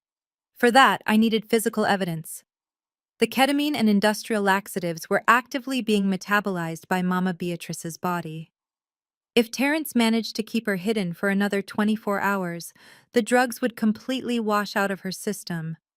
It would become a simple case of a woman having a brief psychotic break from stress, weakening the police narrative, and giving Terrence room to maneuver his high-priced lawyers. I got back into my car and opened my laptop. Terrence had turned off his phone, but Mama Beatrice was a creature of absolute habit. She never went anywhere without her gold-plated church tablet, which was linked to her administrative email. I pinged the device's IP address. It took less than 2 minutes for my tracking software to bypass the basic location privacy settings. The signal was not coming from a major hospital or a high-end rehabilitation center. It was broadcasting from a notoriously shady cash-only private clinic located on the industrial outskirts of the city near the old rail yards. It was the kind of place that asked zero questions, catered to unregistered patients, and happily ignored gunshot wounds if the envelope of cash was thick enough. I drove through the gray, rain-slicked streets, the morning traffic slowly building around me. The clinic was a squat concrete building with barred windows and a flickering neon sign that simply read, "Medical Center." I parked a block away, pulled my collar up against the damp chill, and walked through the heavy glass doors. The lobby smelled strongly of bleach and cheap stale tobacco. The receptionist behind the bulletproof glass was asleep. I slipped past the front desk and moved silently down the dim linoleum-tiled hallway. The fluorescent lights buzzed aggressively overhead. I checked the room numbers against the internal network I had just breached on my phone. Room 114. As I rounded the corner, I stopped dead in my tracks. Standing right outside the closed door of room 114 were Keisha and Darius. Darius was pacing nervously, chewing on his thumbnail, while Keisha leaned against the wall, scrolling through her phone, as if she were waiting for a table at a brunch spot, rather than guarding her actively overdosing mother. They did not see me at first. I took a deep breath, squaring my shoulders. I was not the terrified woman scrambling on the dining room floor anymore. I marched directly toward them. Keisha looked up, her expression morphing from boredom to absolute shock, and then immediately into a vicious, defensive sneer. "What are you doing here?" she hissed, stepping squarely in front of the door to block my path. "How did you even find us?" "Move out of my way, Keisha," I commanded, my voice echoing coldly in the empty hallway. "I am going in there, and I am instructing the nurse to draw a blood sample from your mother. When the police arrive in 10 minutes, they are going to need a chain of custody for the toxicology report." Darius stopped pacing. He looked terrified, taking a step backward. "Charmaine, please," he stammered. "Do not call the cops here. If the police run my name, the people I owe money to will find out where I am. They will kill me. I looked at him with absolute disgust. You should have thought about that before you tried to smash my head in with a dining room chair. I took another step toward the door. Keisha did not back down. She closed the distance between us, her face flushed with unhinged anger. You are not touching our mother, you arrogant witch. You ruined everything. If you had just eaten the damn food, none of this would be happening. She swung her arm wildly. The slap caught me entirely off guard. Her heavy, ring-clad hand cracked across my left cheek with the force of a whip. My head snapped to the side, a blinding flash of pain exploding across my jaw. The metallic taste of blood flooded my mouth as my teeth bit down on my inner cheek. I slowly turned my head back to look at her. I did not raise my hand to touch my burning face. I just stared at her with a dead, hollow intensity that made her instinctively recoil. You hit me because you are weak, Keisha, I said quietly, the blood staining my teeth. You are all so incredibly weak. Was Sarah your idea too? Did you help Terrence pick out his little blonde mistress while you were smiling in my face at Thanksgiving? Keisha laughed. It was a harsh, ugly sound. Her guilt completely vanished, replaced by the toxic, venomous truth she had been holding back for years. Idea. She spat, pointing a manicured finger at my chest. Sarah was at our family barbecue last summer while you were out of town on a business trip. We all knew about her. We loved her. She actually knows how to act like a supportive woman. She does not sit around acting like she is better than everyone else just because she has a corporate job. Darius looked at the floor, refusing to make eye contact, confirming every single word she said. You thought you were so superior? Keisha continued, her voice rising in hysteria. You thought because you paid the mortgage and bought the groceries that you owned Terrence. You never let us breathe. Every time I asked for a loan, you gave me a lecture about financial responsibility. Every time Darius needed capital for an investment, you ran a background check and humiliated him. You were a warden, Charmaine, not a wife. So you decided to kill me, I summarized, feeling the absolute moral bankruptcy of the people standing before me. You justified my murder because I would not let you leech off my salary. Do not play the victim, Keisha snarled, taking another aggressive step forward. You brought this on yourself. You suffocated him. When Terrence told Mama Beatrice about the insurance policy, she did not even flinch. She prayed on it. Do you hear me? She prayed on it and told Terrence that the Lord works in mysterious ways to provide for his faithful. She gave him her blessing to get rid of you. She said you were a barren, stubborn mule and that Terrence needed to secure the family legacy. We needed that money to save Darius. We needed that money to protect the church. You were just collateral damage. The words hung in the sterile air of the clinic hallway. Mama Beatrice had literally prayed for my death. A woman who stood at a pulpit and collected tithes in the name of God had given her son the spiritual green light to poison his wife for $5 million. It was a level of depravity so profound, it almost defied logic. I spit the blood out of my mouth onto the pristine linoleum floor right at Keisha's feet. Well, I said, my voice dropping to a dangerous whisper, the Lord did work in mysterious ways tonight. Because your mother just financed a federal racketeering case against her own church, your brother is going to federal prison, and you are going to be completely broke for the rest of your miserable life. I reached into my pocket to pull out my phone, fully intending to call Detective Miller and give him the exact room number of the clinic. But before my fingers could unlock the screen, a heavy door creaked open at the far end of the dim corridor. Slow, measured footsteps echoed against the tile. I looked past Keisha's shoulder. Emerging from the deep shadows near the emergency exit was Terrence. He looked completely unhinged. His expensive suit was torn and stained, his eyes were bloodshot and sunken, darting around with the paranoid energy of a hunted animal. But he was not running. He was walking directly toward me with a chilling, artificial calmness. In his right hand, he held a thick, tightly sealed manila envelope. He stopped a few feet away, looking at the fresh red mark on my face and the blood on my lips. A cruel, satisfied smirk twisted his features. He did not look like a man whose murder plot had just been exposed. He looked like a man who was holding the winning lottery ticket. You just could not leave it alone, could you? Charmaine Terrence said, his voice echoing in the narrow space. You just had to go digging. You always have to be the smartest person in the room. He raised the thick manila envelope, tapping it rhythmically against his leg. You think you have me backed into a corner because of a video recording and a few offshore bank transfers. You think you can just freeze my assets and walk away. He let out a low, dark chuckle that sent a shiver down my spine. You want to play hardball, Charmaine? Let us play. Terrence pulled the small metal clasp on the manila envelope and slid out a thick stack of freshly printed documents. He did not hand them to me. He simply held up the first page so I could see the crisp, unmistakable letterhead of my own corporate investigation firm. Below the logo were columns of highly sensitive financial data belonging to one of my biggest clients, a massive multinational logistics company. I stared at the paper, my forensic mind instantly recognizing the proprietary formatting. Those files were strictly confidential. They were heavily encrypted and stored on my secure home server, accessible only through a dual authentication gateway. You see, Charmaine, Terrence began, his voice dripping with arrogant satisfaction. You always thought I was just an idiot playing video games in my home office while you were out saving the corporate world.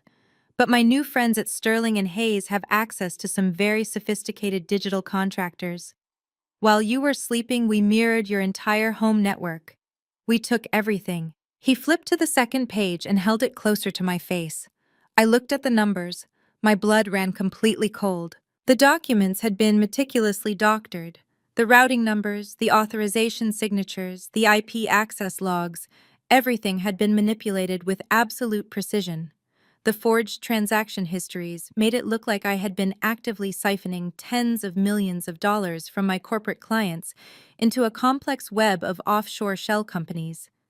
And right there at the bottom of the page was my social security number listed as the primary beneficiary of those illegal accounts. It is a masterpiece, really. Terrence bragged, his eyes wide with manic energy. A senior forensic accountant embezzling from the very hedge funds she is supposed to be auditing. It is the ultimate betrayal of trust. The media will absolutely devour this story. I kept my face completely blank, but internally I was calculating the catastrophic damage those files could cause. Terrence was entirely right. Even if I eventually hired my own legal team and proved the documents were sophisticated forgeries, the initial fallout would be instantly fatal to my career. If those files reached my CEO, I would be fired immediately to protect the firm's stock price. The Securities and Exchange Commission would launch a massive public investigation. My CPA license would be permanently revoked.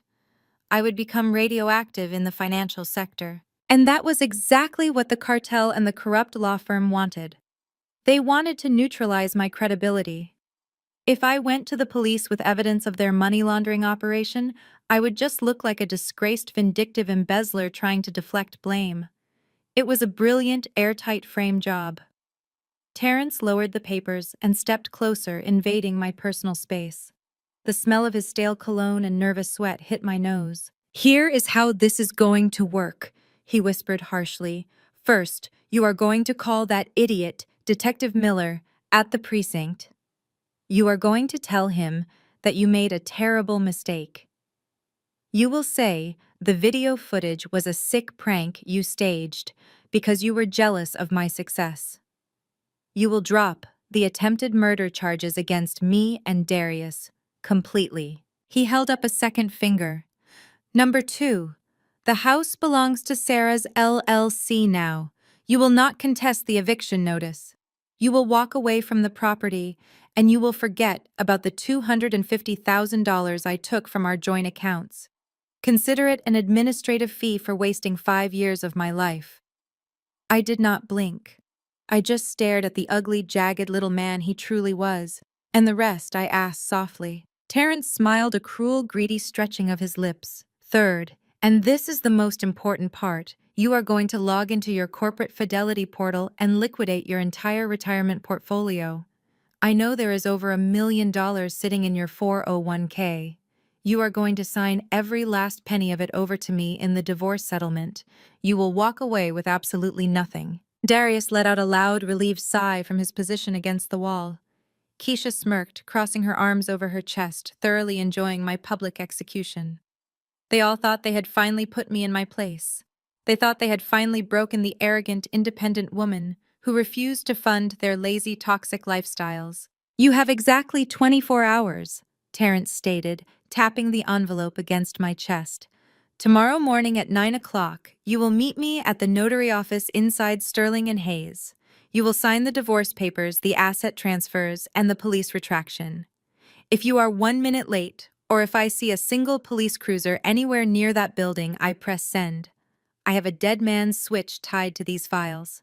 If I am arrested or if my heart stops beating, the emails automatically deploy to the FBI White Collar Crime Division, your CEO, and the local news stations. Your life will be completely over." He took a step back, slipping the forged documents back into the manila envelope. "See you tomorrow, Charmaine. Try to get some sleep. You look terrible." Terrence turned around and walked back down the dim hospital corridor, disappearing into the room where his mother was recovering. Darius quickly scurried in after him. Keisha lingered for a second, giving me one final triumphant sneer before pulling the heavy wooden door shut behind her. I stood alone in the quiet, sterile hallway. The fluorescent lights buzzed aggressively above my head.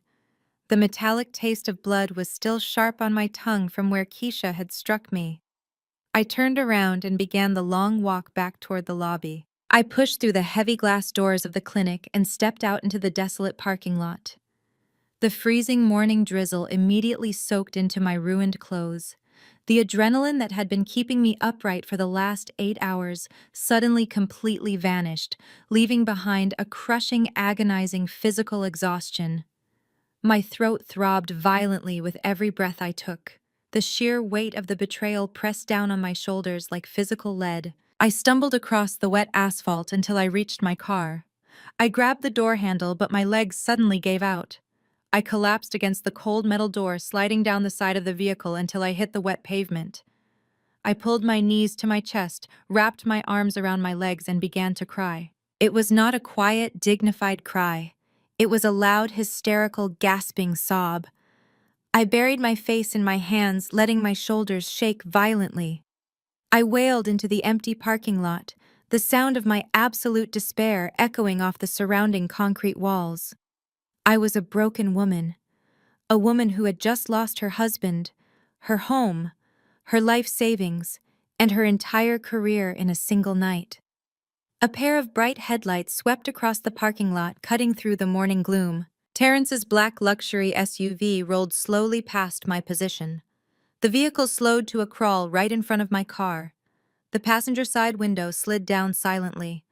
Terrence leaned across the plush leather console, looking down at me huddled on the wet ground. He laughed. It was a loud, victorious, deeply satisfied laugh.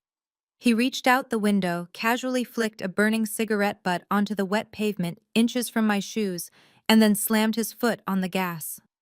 The SUV engine roared as he sped out of the parking lot, turning onto the main access road and vanishing from sight. I stayed on the ground for exactly 10 more seconds.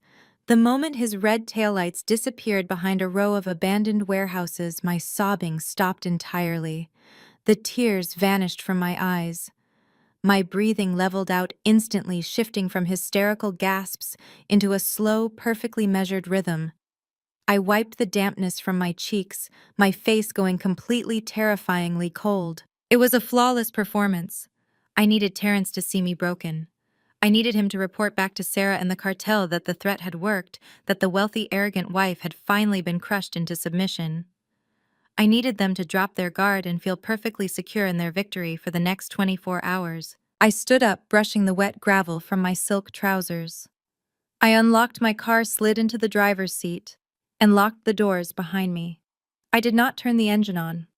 Instead, I reached into my bag and pulled out my heavily encrypted secondary phone. This was not the device the police had handed back to me. This was my secure line, the one I used exclusively for high-level corporate espionage communication. I did not dial Detective Miller at the local precinct. He was a small-town cop out of his depth. This situation had escalated far beyond local jurisdiction. I scrolled through my encrypted contacts list and selected a direct unlisted number in Washington, D.C. The line rang exactly twice before a deep, gravelly voice answered the call. Miller speaking. Agent Miller. I said, my voice sharp and completely devoid of any emotion. It is Charmaine. I know it is early, but I need you to assemble your strike team. I have the direct financial link to the Eastern European cartel you have been hunting for the last 3 years. And I am going to hand you their primary money laundering node on a silver platter. There was a long, heavy pause on the other end of the encrypted line. I could hear the faint sound of a coffee mug being set down on a hard desk somewhere in the capital. When Agent Miller finally spoke, all the sleep was completely gone from his voice. You found the node. We have had undercover agents looking for that financial bridge for 36 months, Charmaine. Are you absolutely certain? Absolutely. I'm looking at the wire transfers right now. I replied, my voice steady and cold. The money is flowing through a high-end family law firm in Atlanta called Sterling and Hayes Associates. They are using a local megachurch as a tax-exempt shield to wash the funds before converting them into offshore crypto wallets. My husband and his brother are the local mules. Do not make a single move, Miller ordered, his tone shifting into full operational command. Do not confront them. I am scrambling the Atlanta field office right now. We will have agents at your location in 20 minutes. No, I countered sharply. If you raid that law firm today, the senior partners will shred the physical evidence and claim they were victims of a rogue receptionist. You will get the foot soldiers, but the cartel money will vanish into the digital ether. I need 24 hours to permanently lock the trap. I am meeting all of them tomorrow night to sign my own divorce and asset forfeiture papers. I am going to weave their entire criminal enterprise into those documents. When I sign on the dotted line, I will legally bind their personal assets to the cartel's money laundering operation. It will give you the federal jurisdiction to freeze and seize every single penny they own simultaneously. Miller exhaled sharply.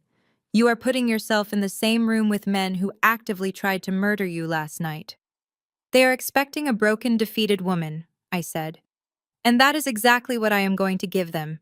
Have your tactical teams ready to breach on my signal tomorrow night. I ended the call and pulled my car out of the hospital parking lot. I drove to a nondescript corporate hotel near the airport, paid for a room in cash, using the emergency funds I kept hidden in my car's spare tire compartment, and locked the heavy wooden door behind me. I closed the blackout curtains, plunging the room into absolute darkness, save for the blue glow of my dual laptop screens. It was time to play my part. I picked up my standard cell phone, the one Terrence knew I used, and opened our text message thread. My fingers flew across the keyboard, carefully crafting the most pathetic, desperate messages imaginable. I needed to feed his massive, fragile ego.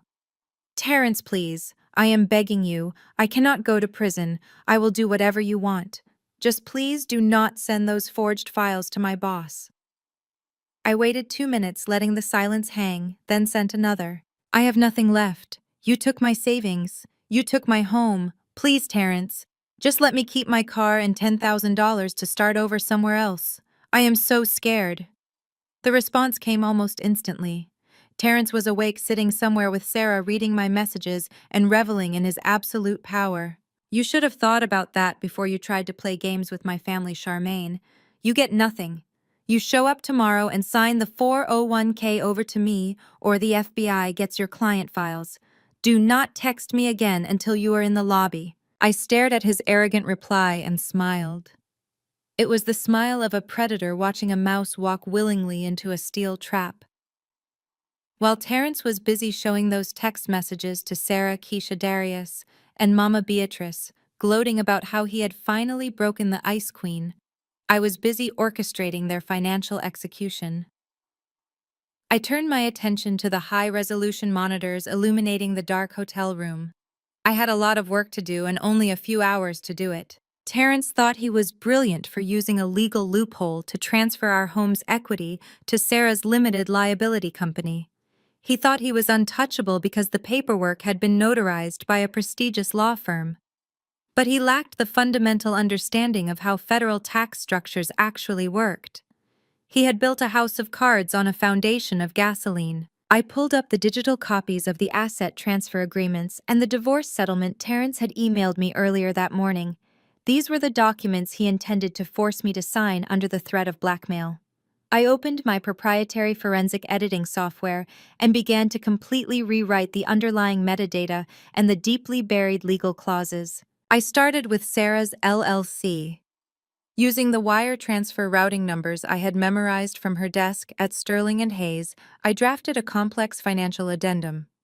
I embedded a clause that legally designated Sarah's LLC as a subsidiary holding company for Mama Beatrice's megachurch. By doing this, the luxury home Sarah had stolen from me was now officially an asset of the church. Next, I turned my attention to Darius. He owed $3 million to the cartel, and Terrence had sent them $250,000 in crypto as a down payment. I traced the digital receipts from Terrence's hidden cloud drive and formally registered that specific cryptocurrency transaction as a charitable donation made on behalf of Mama Beatrice's congregation. The web was becoming tighter, pulling them all into the exact same center. The final piece of the puzzle was the blackmail material. Terrence had threatened to release doctored files to ruin my career. I took the digital signatures from those forged documents and hard-coded them into the primary divorce settlement. I wrote a seemingly standard indemnification clause buried on page 47 in tiny legal print. But it was not an indemnification clause at all. It was a federal consent for comprehensive audit. By forcing me to sign this document, Terrence and his lawyers were unknowingly presenting a legally binding agreement that permitted the Internal Revenue Service and the Federal Bureau of Investigation to conduct an immediate, unrestricted audit of every single entity listed in the paperwork. Sarah's LLC, Terrence's real estate brokerage, Darius's crypto wallets, Mama Beatrice's tax-exempt church fund, Sterling and Hayes Associates. I was tying them all together with an invisible, unbreakable thread of federal tax fraud and international money laundering. They thought I was arriving to sign away my retirement fund. They had absolutely no idea they were forcing me to sign their own collective death warrant. I worked straight through the day and into the following night. I did not eat. I did not sleep. I survived on black coffee and the pure, unadulterated adrenaline of impending vengeance. I meticulously checked every single line of code, every routing number, every legal statute. It had to be flawless. If Sarah's high-priced lawyers actually bothered to read the fine print before Terrence slammed it on the table, the entire operation would collapse. But I knew they would not. They were too arrogant. They believed I was a terrified, broken woman who was too busy crying to read a 50-page legal document. Friday night finally arrived. The weather outside mirrored the violent storm raging in my chest. It was the thunderstorm of the century. Massive, jagged forks of lightning split the black Atlanta sky, followed instantly by deafening cracks of thunder that shook the windows of my hotel room. The rain came down in heavy, aggressive sheets, flooding the city streets and casting an apocalyptic gloom over the downtown skyline. I closed my laptop and packed it away in my briefcase. I walked into the hotel bathroom and turned on the harsh vanity lights. I looked at my reflection. The bruises around my neck had darkened into a deep, ugly purple. I did not bother trying to conceal them with makeup. I wanted Terrence to see them. I wanted him to look at the physical evidence of his violence and feel a false sense of absolute dominance. I stripped off the wrinkled silk trousers I had been wearing for 2 days and reached into the garment bag I had purchased earlier that afternoon. I pulled out a tailored, razor-sharp, double-breasted suit. It was not a subdued corporate black or gray.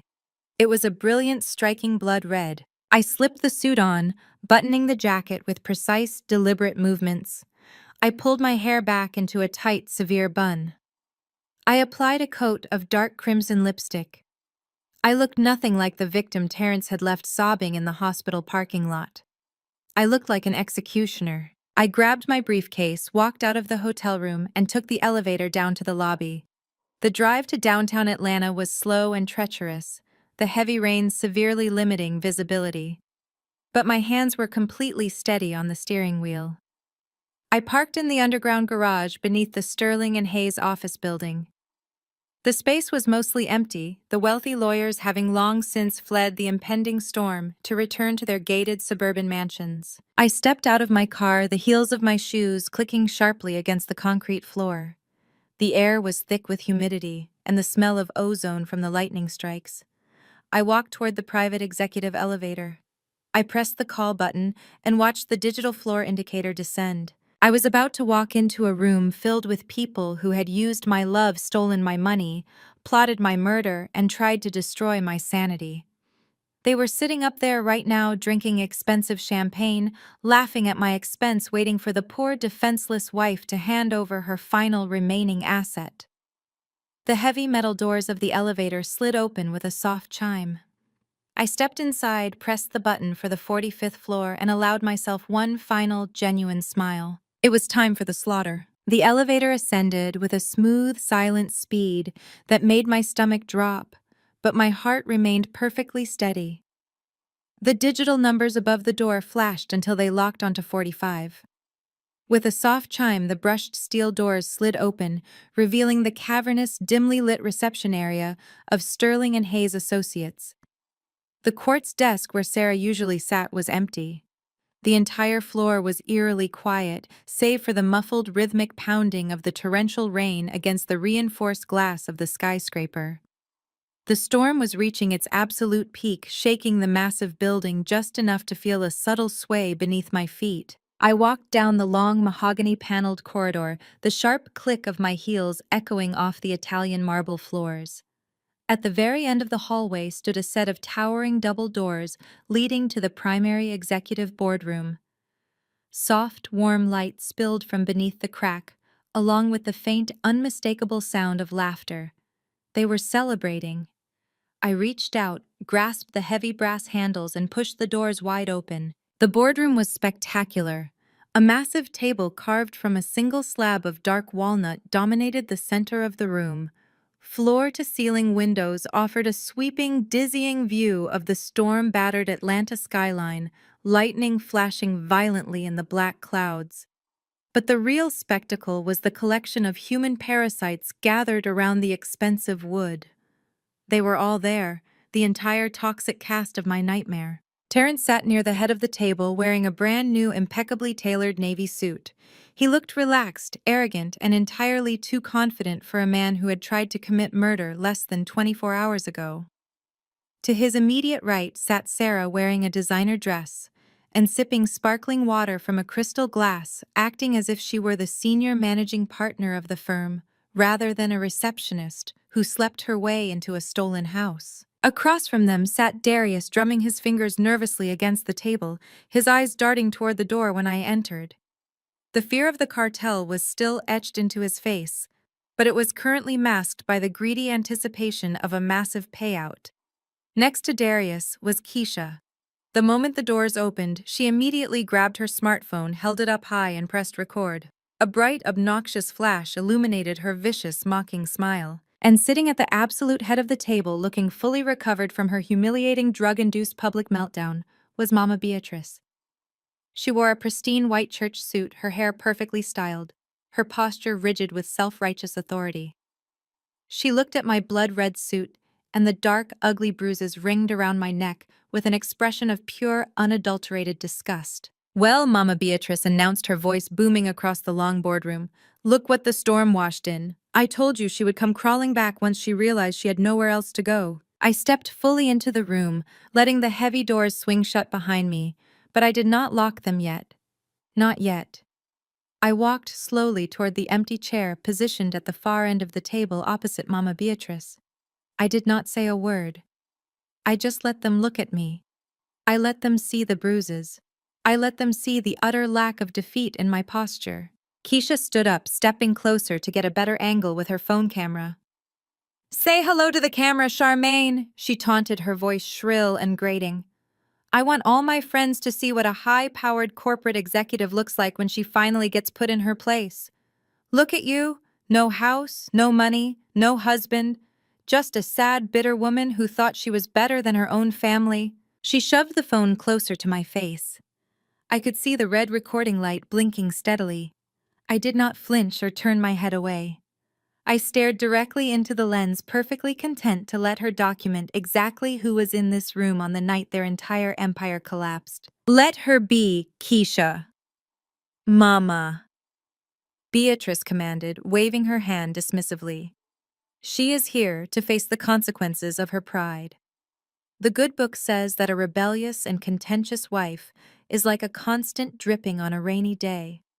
You have been a constant dripping on this family since the day Terence brought you home, Charmaine. A barren woman with a heart full of greed. But the Lord always removes the wicked from the path of the righteous. You are being cast out just as you deserve. The sheer hypocrisy of a woman who had just used a tax-exempt church fund to launder $400,000 quoting scripture at me was almost breathtaking. But I maintained my flawless blank expression. I pulled out the heavy leather chair and sat down, folding my hands neatly on the table. Sarah leaned forward, resting her chin on her hand, a sickly sweet smile playing on her lips. I drove by the house this morning, Charmaine. The landscaping looks terrible. I'm going to have the entire front yard ripped out next week. And that pale blue guest room you used as an office, I am turning it into a walk-in closet. Terence says you left a bunch of your cheap clothes in there. I told the movers to just throw them in the dumpster. Hey, you can have the clothes, Sarah. I said, my voice quiet and calm. They never quite fit me anyway. Terence let out a loud, mocking laugh. He stood up, picked up a massive stack of legal documents resting in front of him, and walked toward my end of the table. He slapped the thick pile of paper down directly in front of me. The thud echoed sharply in the large room. These are the divorce papers, the asset forfeiture agreements, and the police retraction forms. Terence stated, his tone dripping with absolute authority. Sarah had one of the senior partners review them this morning. They are ironclad. You waive your right to alimony. You transfer the entire balance of your corporate 401k directly into my primary checking account. You formally acknowledge that the house belongs to Sarah's limited liability company, and you sign a sworn affidavit stating that your accusations against me and Darius were the result of a severe untreated manic episode. He reached into his jacket pocket and pulled out a heavy, expensive silver fountain pen. He did not hand it to me politely. He flicked his wrist and tossed the pen directly at my chest. It bounced off my red lapel and clattered onto the table. "Sign it and go back to being a nobody," he sneered, leaning over me, his hands planted firmly on the table. "If you hesitate, if you try to negotiate, or if you refuse to sign even a single page, I walk out of this room and press send on those files. You will be arrested for corporate embezzlement before the sun comes up. Do you understand me?" The room went completely silent. Keisha stopped laughing, holding her phone steady to capture my humiliation. Darius leaned forward, holding his breath, desperate for the money that would save his life. Mama Beatrice adjusted her glasses, waiting for my ultimate submission. Sarah took a delicate sip of her water, relishing her stolen victory. They wanted me to scream. They wanted me to cry. They wanted me to beg for a fraction of my own money back. They were feeding on my perceived destruction. I looked down at the thick stack of papers. The trap was laid out perfectly in front of me. All I had to do was spring it. I did not argue. I did not yell. I did not shed a single tear. I reached out and picked up the silver fountain pen. The cool metal felt heavy and solid in my hand. I uncapped it, flipped to the first page marked with a yellow sticky tab, and smoothly signed my name. Charmaine Hayes. I flipped to the next tab. I signed again. I went through the entire stack page by page, document by document. I signed the transfer of the retirement funds. I signed the police retraction. I signed the real estate concessions. I signed the heavily buried federal consent for comprehensive audit clause that bound every single one of their names, LLCs, and church accounts into a massive web of tax fraud and money laundering. I signed my name with the flawless, sweeping strokes of a woman who knew exactly what she was executing. The only sound in the boardroom was the scratching of the pen against the thick paper and the relentless pounding of the rain against the glass. It took me exactly 3 minutes to sign my entire life away on paper. When I reached the final page, I capped the pen and placed it neatly next to the documents. I pushed the stack back across the polished wood toward Terence. Terence snatched the papers up instantly. He flipped through the signature lines, his eyes scanning rapidly to ensure I had not missed a single one. A massive, genuine smile broke across his face. He let out a loud exhale of pure relief and triumph. "We are done here," Terence announced, turning back toward his family, holding the papers up like a hard-won trophy. "The money will be transferred by Monday morning. Darius, you are clear. Mama, the church is safe. Sarah, the house is officially ours." Keisha cheered, lowering her phone finally. Mama Beatrice closed her eyes and raised a hand in the air, praising the Lord for delivering her from her evil daughter-in-law. Sarah stood up and wrapped her arms around Terence's neck, kissing him deeply right in front of me. I stood up from my chair. I did not look defeated. I smoothed the front of my blood-red suit, picked up my briefcase, and walked slowly toward the heavy oak doors at the back of the room. "Make sure you drop your keycard at the front desk on your way out," Charmaine Terrence called out from the other end of the table, his voice full of smug dismissal. "And do not ever contact me or my family again." I reached the double doors, but instead of pushing them open and walking out into the dark hallway, I grabbed the heavy brass deadbolt installed on the inside of the frame. I turned it to the right. The heavy metallic clack of the lock sliding into place echoed violently through the room, cutting through their celebration like a gunshot. Terrence stopped laughing. Sarah pulled away from him. Keisha frowned, her phone dropping to her side. Darius stood up abruptly, his chair scraping loudly against the marble floor. "What are you doing?" Terrence demanded, his smug expression instantly replaced by a sharp, defensive confusion. "I said we are done. Unlock the door and get out." I did not unlock the door. I turned around, my back pressed against the heavy wood, effectively sealing the only exit. I looked at the five of them trapped in this luxurious glass box, high above the stormy city. The false facade of the broken, terrified wife vanished entirely, replaced by the cold, calculating predator I truly was. I walked slowly back toward the table, but I did not return to the empty chair. I walked all the way up the side of the long wooden slab until I was standing directly next to Mama Beatrice at the absolute head of the table. I looked down at Terence, who was still clutching the freshly signed documents in his hands. "You should have read the fine print, Terence." Terence scoffed, clutching the stack of papers to his chest, as if his physical grip could alter the ink on the pages. He looked frantically around the room, trying to project strength, trying to rally his family's confidence. But the heavy metallic click of the deadbolt had already planted a deep seed of dread in the air. He tried to laugh it off, a harsh, grating sound. "Read the fine print," he mocked, though his voice cracked noticeably. "These are standard dissolution forms, Charmaine. My lawyers drafted them. You just signed your entire life away. Do not try to play mind games with me now. It is pathetic." I took a slow, measured step toward him, my red heels clicking sharply against the marble floor. "Your lawyers drafted the original files, Terence. But you made a fatal error. You sent me the digital copies this morning to review before the notary appointment. You assumed I would be too busy crying in a cheap hotel room to actually read them. But I am a forensic accountant.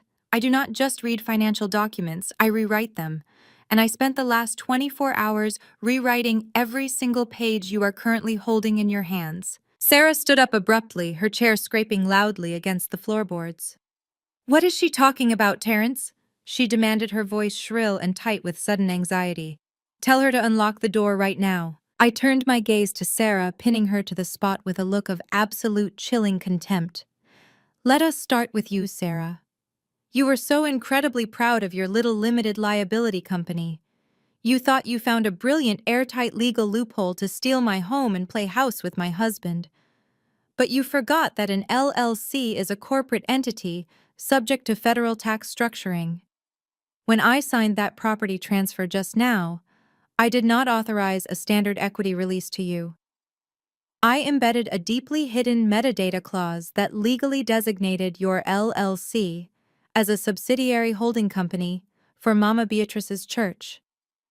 By accepting that document, you just merged your stolen real estate portfolio with an active, unaudited money laundering operation.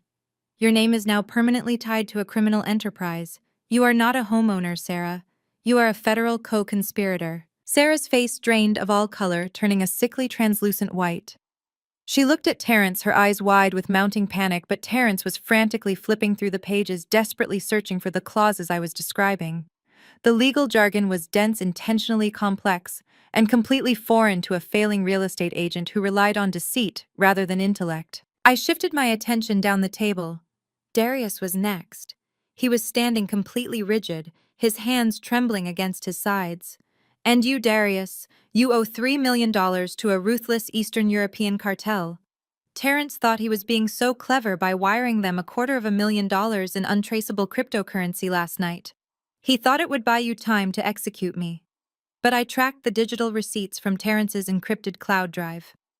In the settlement papers Terrence just accepted and countersigned, I formally registered that specific cryptocurrency transaction as a charitable donation made on behalf of your mother's congregation. I legally bound your cartel debt to the church's tax identification number. You did not just pay off a dangerous bookie Darius. You just documented a massive international wire fraud scheme and submitted it for federal review. Darius let out a strangled, agonizing gasp, stumbling backward until his back hit the cold glass of the floor-to-ceiling windows. He looked like he was going to vomit. "You brought the feds into this," he whispered, his voice trembling with sheer, unadulterated terror. "The cartel is going to kill us. They're going to slaughter all of us for exposing their wallets." Terrence slammed the crumpled papers down onto the polished walnut table. "Stop lying," he roared, spit flying from his lips. "You cannot just change legal documents.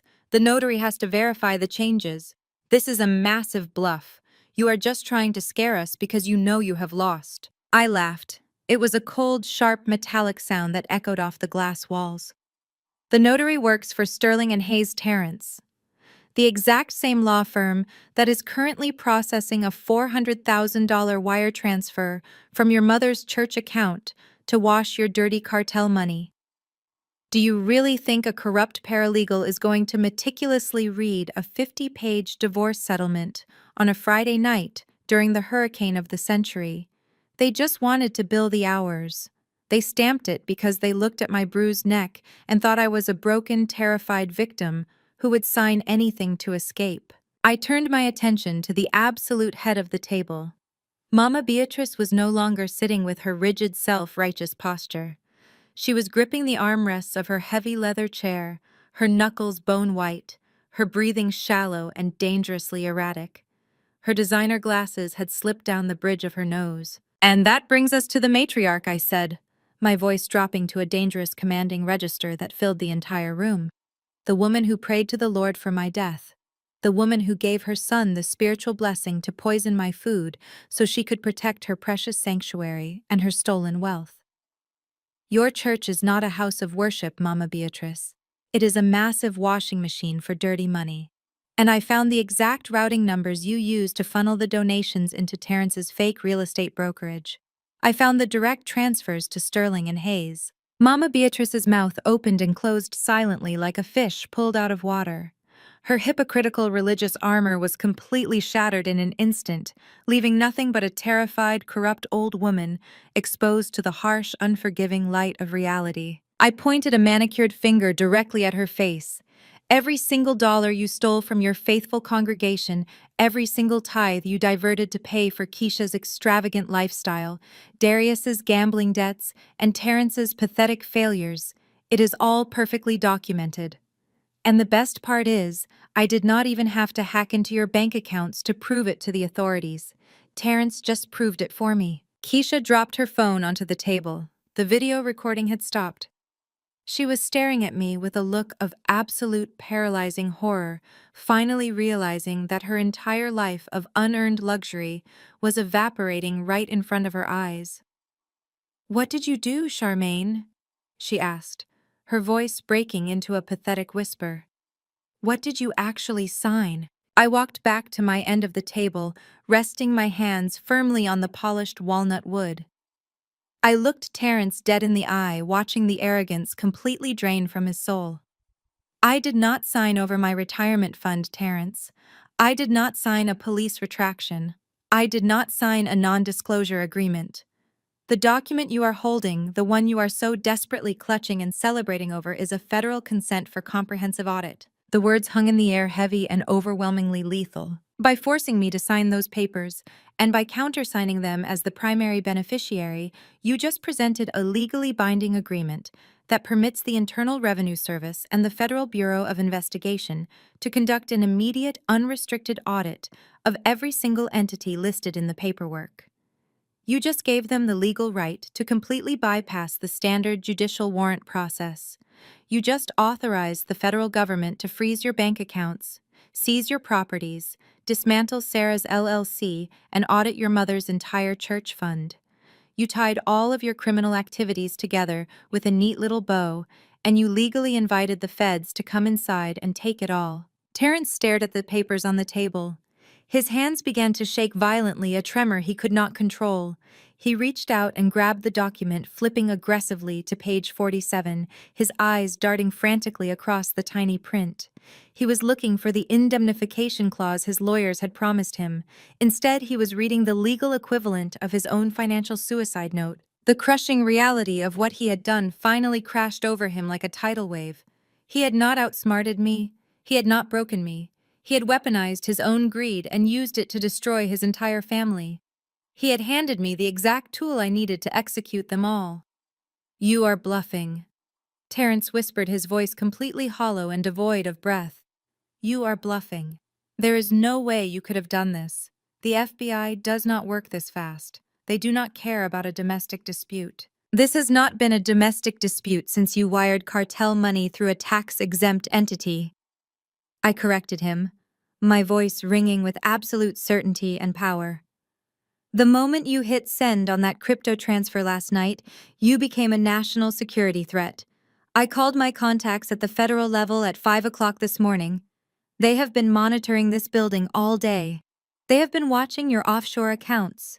They have been waiting for you to countersign that specific document to finalize the probable cause." Sarah let out a loud, hysterical sob. She backed away from the table, her hands clutching her perfectly styled blonde hair. "I am not going to prison," she cried out. "I just wanted a house. Terrence told me it was safe. He told me it was perfectly legal." "Shut up, Sarah!" Keisha screamed, her own panic completely taking over her rational thought. "This is all your fault. If you had not been sleeping with my brother, none of this would be happening right now." I looked at them, tearing each other apart. The loyalty they claimed to have, the family bond they used to justify my murder, it was all entirely conditional and completely fake. The moment their survival was threatened, they turned on each other like starving animals fighting over scraps. It was pathetic, and it was deeply, profoundly satisfying. Terrence crushed the papers in his hands, crumpling the thick legal documents into a messy, ruined ball.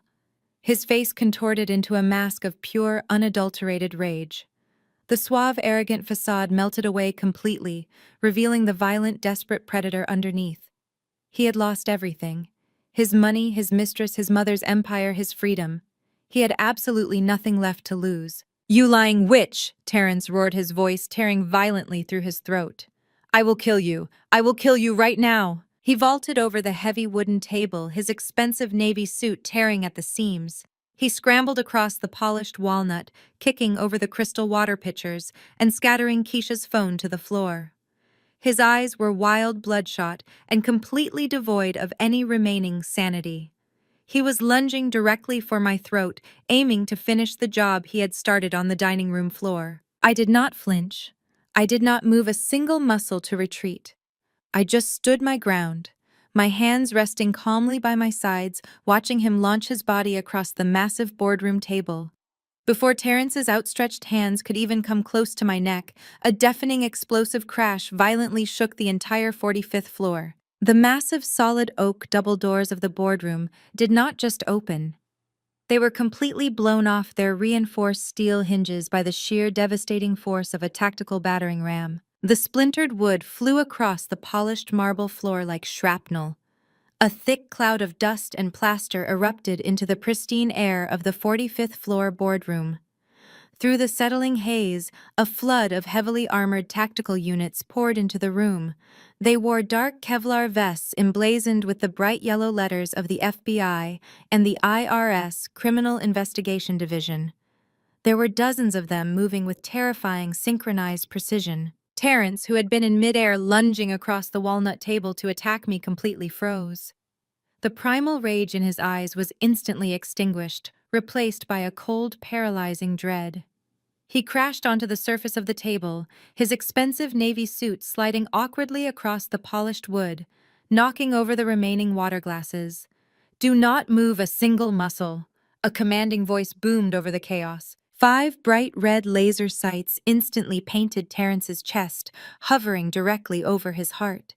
He slowly raised his trembling hands into the air, his palms facing outward in a gesture of total surrender. He slid off the table and collapsed onto his knees on the marble floor, the fight completely drained from his body. Federal agents swarmed the perimeter of the room, securing every window and secondary exit. The sheer volume of law enforcement personnel completely dwarfed the 5 people who had just been celebrating my destruction. Agent Miller. The man I had spoken to on the encrypted line that morning stepped through the ruined doorway. He was a tall, imposing man with graying hair and eyes that missed absolutely nothing. He wore a dark suit over a tactical vest, his badge shining under the bright boardroom lights. He looked at the shattered doors, then looked at Terrence kneeling on the floor, and finally locked eyes with me. He gave a single respectful nod. "Secure the room," Miller ordered his team. "Nobody touches a single piece of paper on that table. Those documents are federal evidence." That was the exact moment the illusion of their family loyalty completely evaporated. The false bonds of blood and shared greed shattered into a million irreparable pieces. Keisha was the first to break. She backed away from the table, her hands raised high above her head, tears streaming down her face, entirely ruining her expensive makeup. "I did not do anything." Keisha screamed, her voice shrill and desperate. She pointed a shaking finger directly at her brother Darius, who was cowering against the floor-to-ceiling windows. It was him. Darius is the one who owes the cartel money. He has the offshore crypto wallets on his phone right now. He is the one who forced Terrence to steal the money. "I just came here for a family dinner. I swear to God I have nothing to do with this." Darius looked at his sister with sheer, unadulterated horror. "You lying traitor." Darius sobbed, his voice cracking wildly as 2 heavily armed agents grabbed his arms and forced him face down onto the floor. Terrence orchestrated the whole thing from the very beginning. Terrence is the one who paid the cartel with Charmaine's money. Terrence is the one who bought the poison and tried to kill Charmaine last night. Check his phone right now. Check his bank accounts. Check his encrypted drives. I was just following his orders because he promised he would fix the debt. Please, you have to protect me from the cartel. If I go to federal prison, they will have me killed in the yard before the trial even starts." He wailed pathetically as the cold steel handcuffs snapped violently around his wrists. The loud metallic click echoed through the room, a sound of absolute finality. Mama Beatrice did not cry. She did not beg the agents for mercy. Instead, the self-righteous matriarch turned all of her venomous, hypocritical rage onto the son she had previously praised. She lunged forward, her white church suit contrasting sharply against the dark uniforms of the federal agents. She swung her hand and slapped Terrence across the face with a sickening heavy crack. "You stupid, arrogant boy," Mama Beatrice shrieked, spitting the words into his face as he cowered on his knees. "You ruined everything. You ruined my legacy. You ruined my church. You told me the money would be completely untraceable. You told me the lawyers had secured the property. You brought the federal government into my sanctuary. You are a disgrace to this family." Terrence did not fight back. He just stared blankly at the floor, the red lasers still dancing across his chest. Agent Miller stepped forward and grabbed Mama Beatrice by the shoulder, spinning her around and forcing her arms behind her back. "Beatrice Hayes," Miller said, his voice calm and entirely devoid of sympathy. "You are under arrest for conspiracy to commit wire fraud, tax evasion, and money laundering. You have the right to remain silent. I strongly suggest you start using it." Mama Beatrice gasped indignantly, struggling against his grip, but she was quickly subdued. The click of her handcuffs sounded even louder than Darius's. While the family was busy tearing each other to pieces, Sarah decided to make her final desperate play. She realized the agents were momentarily focused on securing the 3 primary targets.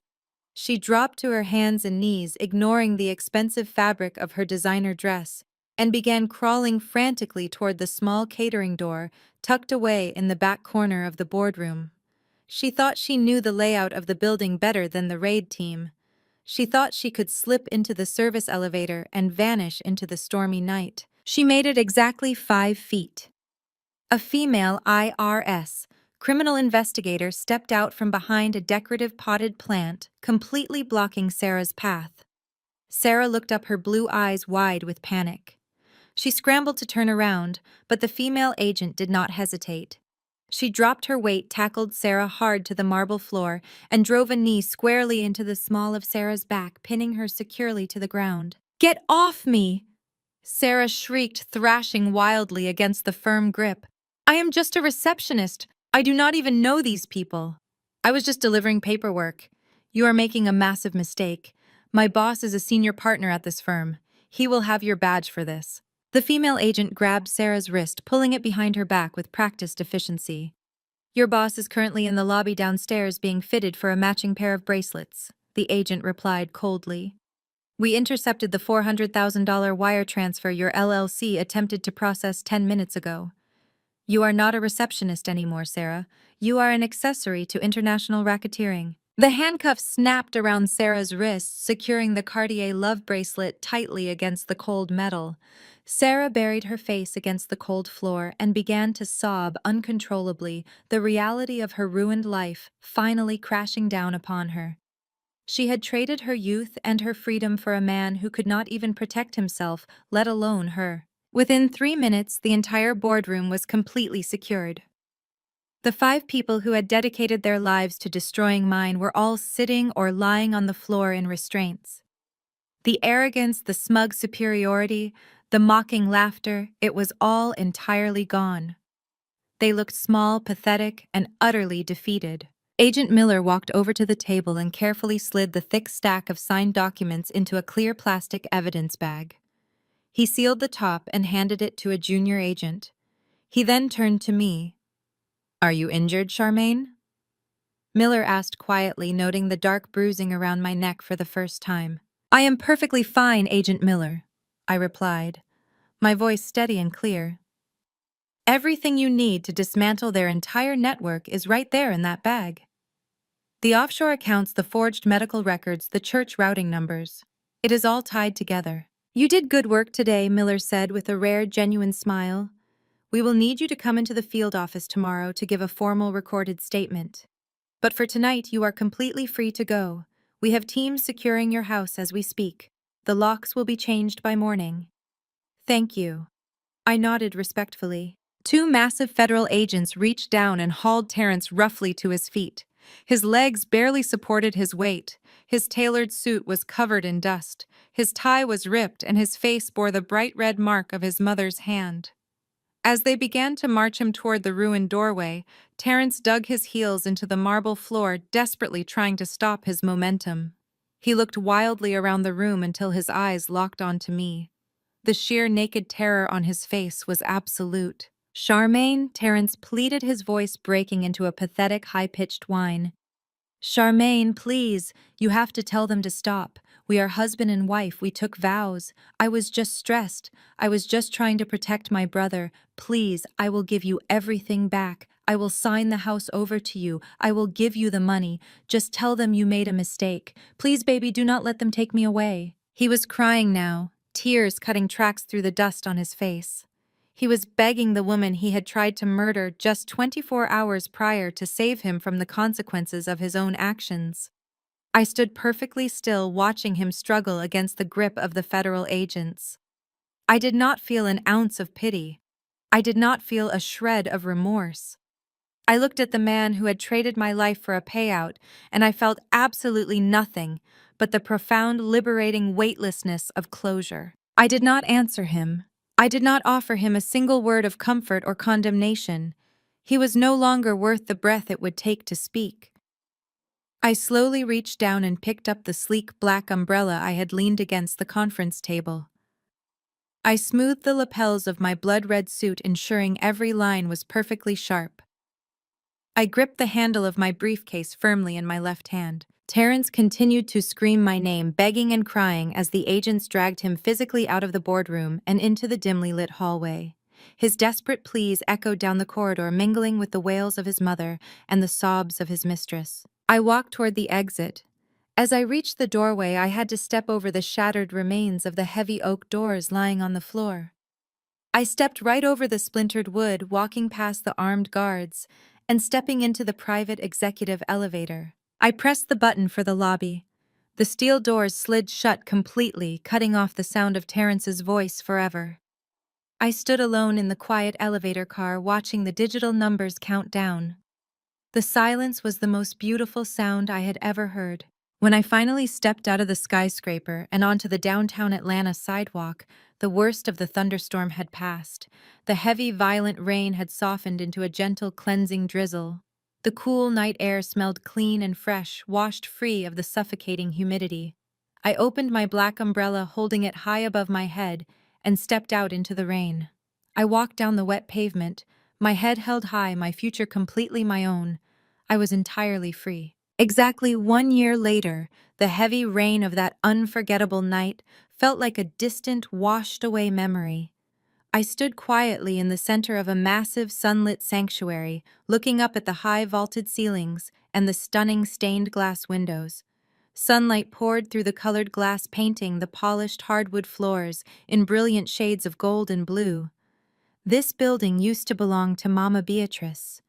It was the epicenter of her hypocritical empire, the megachurch where she stood every Sunday in her $2,000 suits, judging her congregation, while secretly siphoning their hard-earned tithes to fund her family's criminal lifestyle.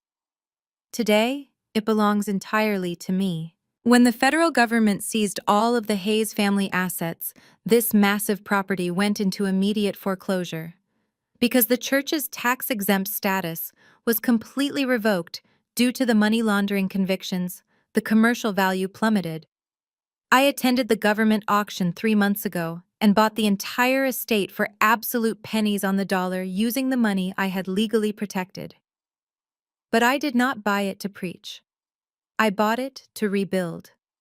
I spent the last few months completely transforming the space. The grand pulpit where Mama Beatrice used to demand blind obedience has been removed. In its place sits a state-of-the-art financial literacy and legal aid center specifically designed for minority women facing domestic and economic abuse. Where there used to be collection plates passing off stolen money to cartels, there are now free seminars on credit repair, asset protection, and forensic accounting. Women who have had their bank accounts drained by toxic partners, women who have been manipulated by predatory family members, they come here to learn how to fight back. We give them the tools to reclaim their independence, secure their financial futures, and build their own empires from scratch. The people who tried to destroy me did not fare quite so well in their new lives. Terrence's high-priced lawyers from Sterling and Hayes could not save him, mostly because the senior partners of that firm were too busy desperately trying to negotiate their own federal plea deals to avoid serving time alongside their clients.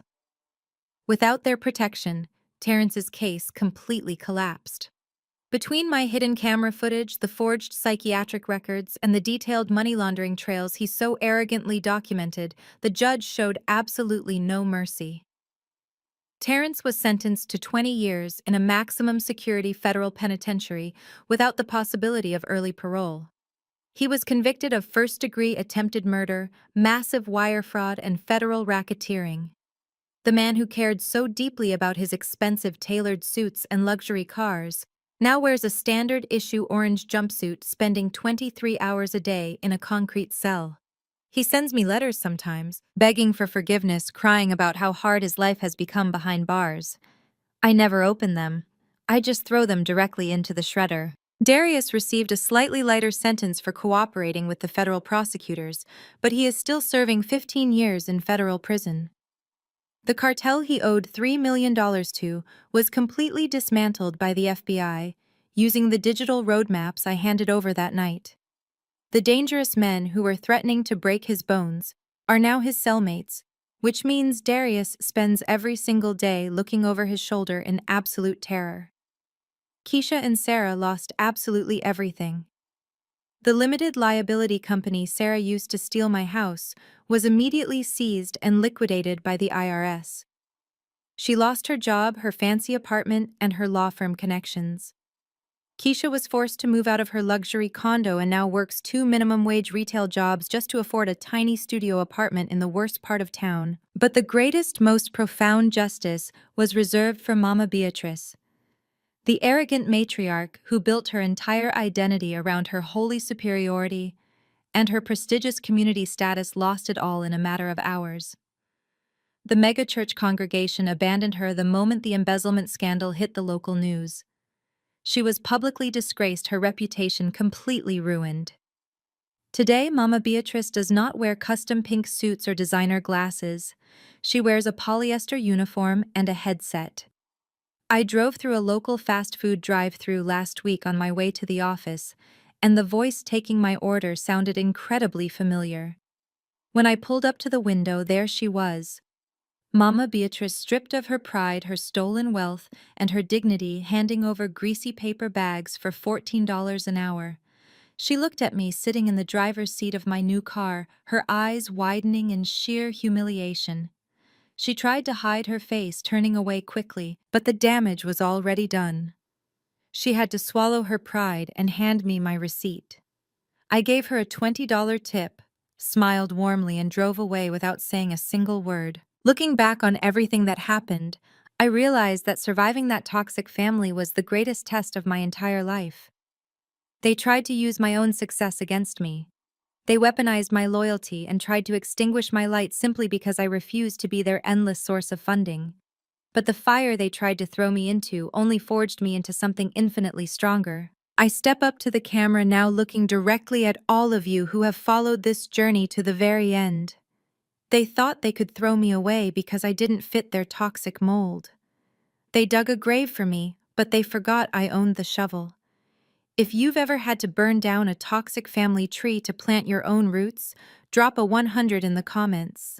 Like, subscribe, and remember, never let anyone tell you your worth, especially not the people trying to steal it.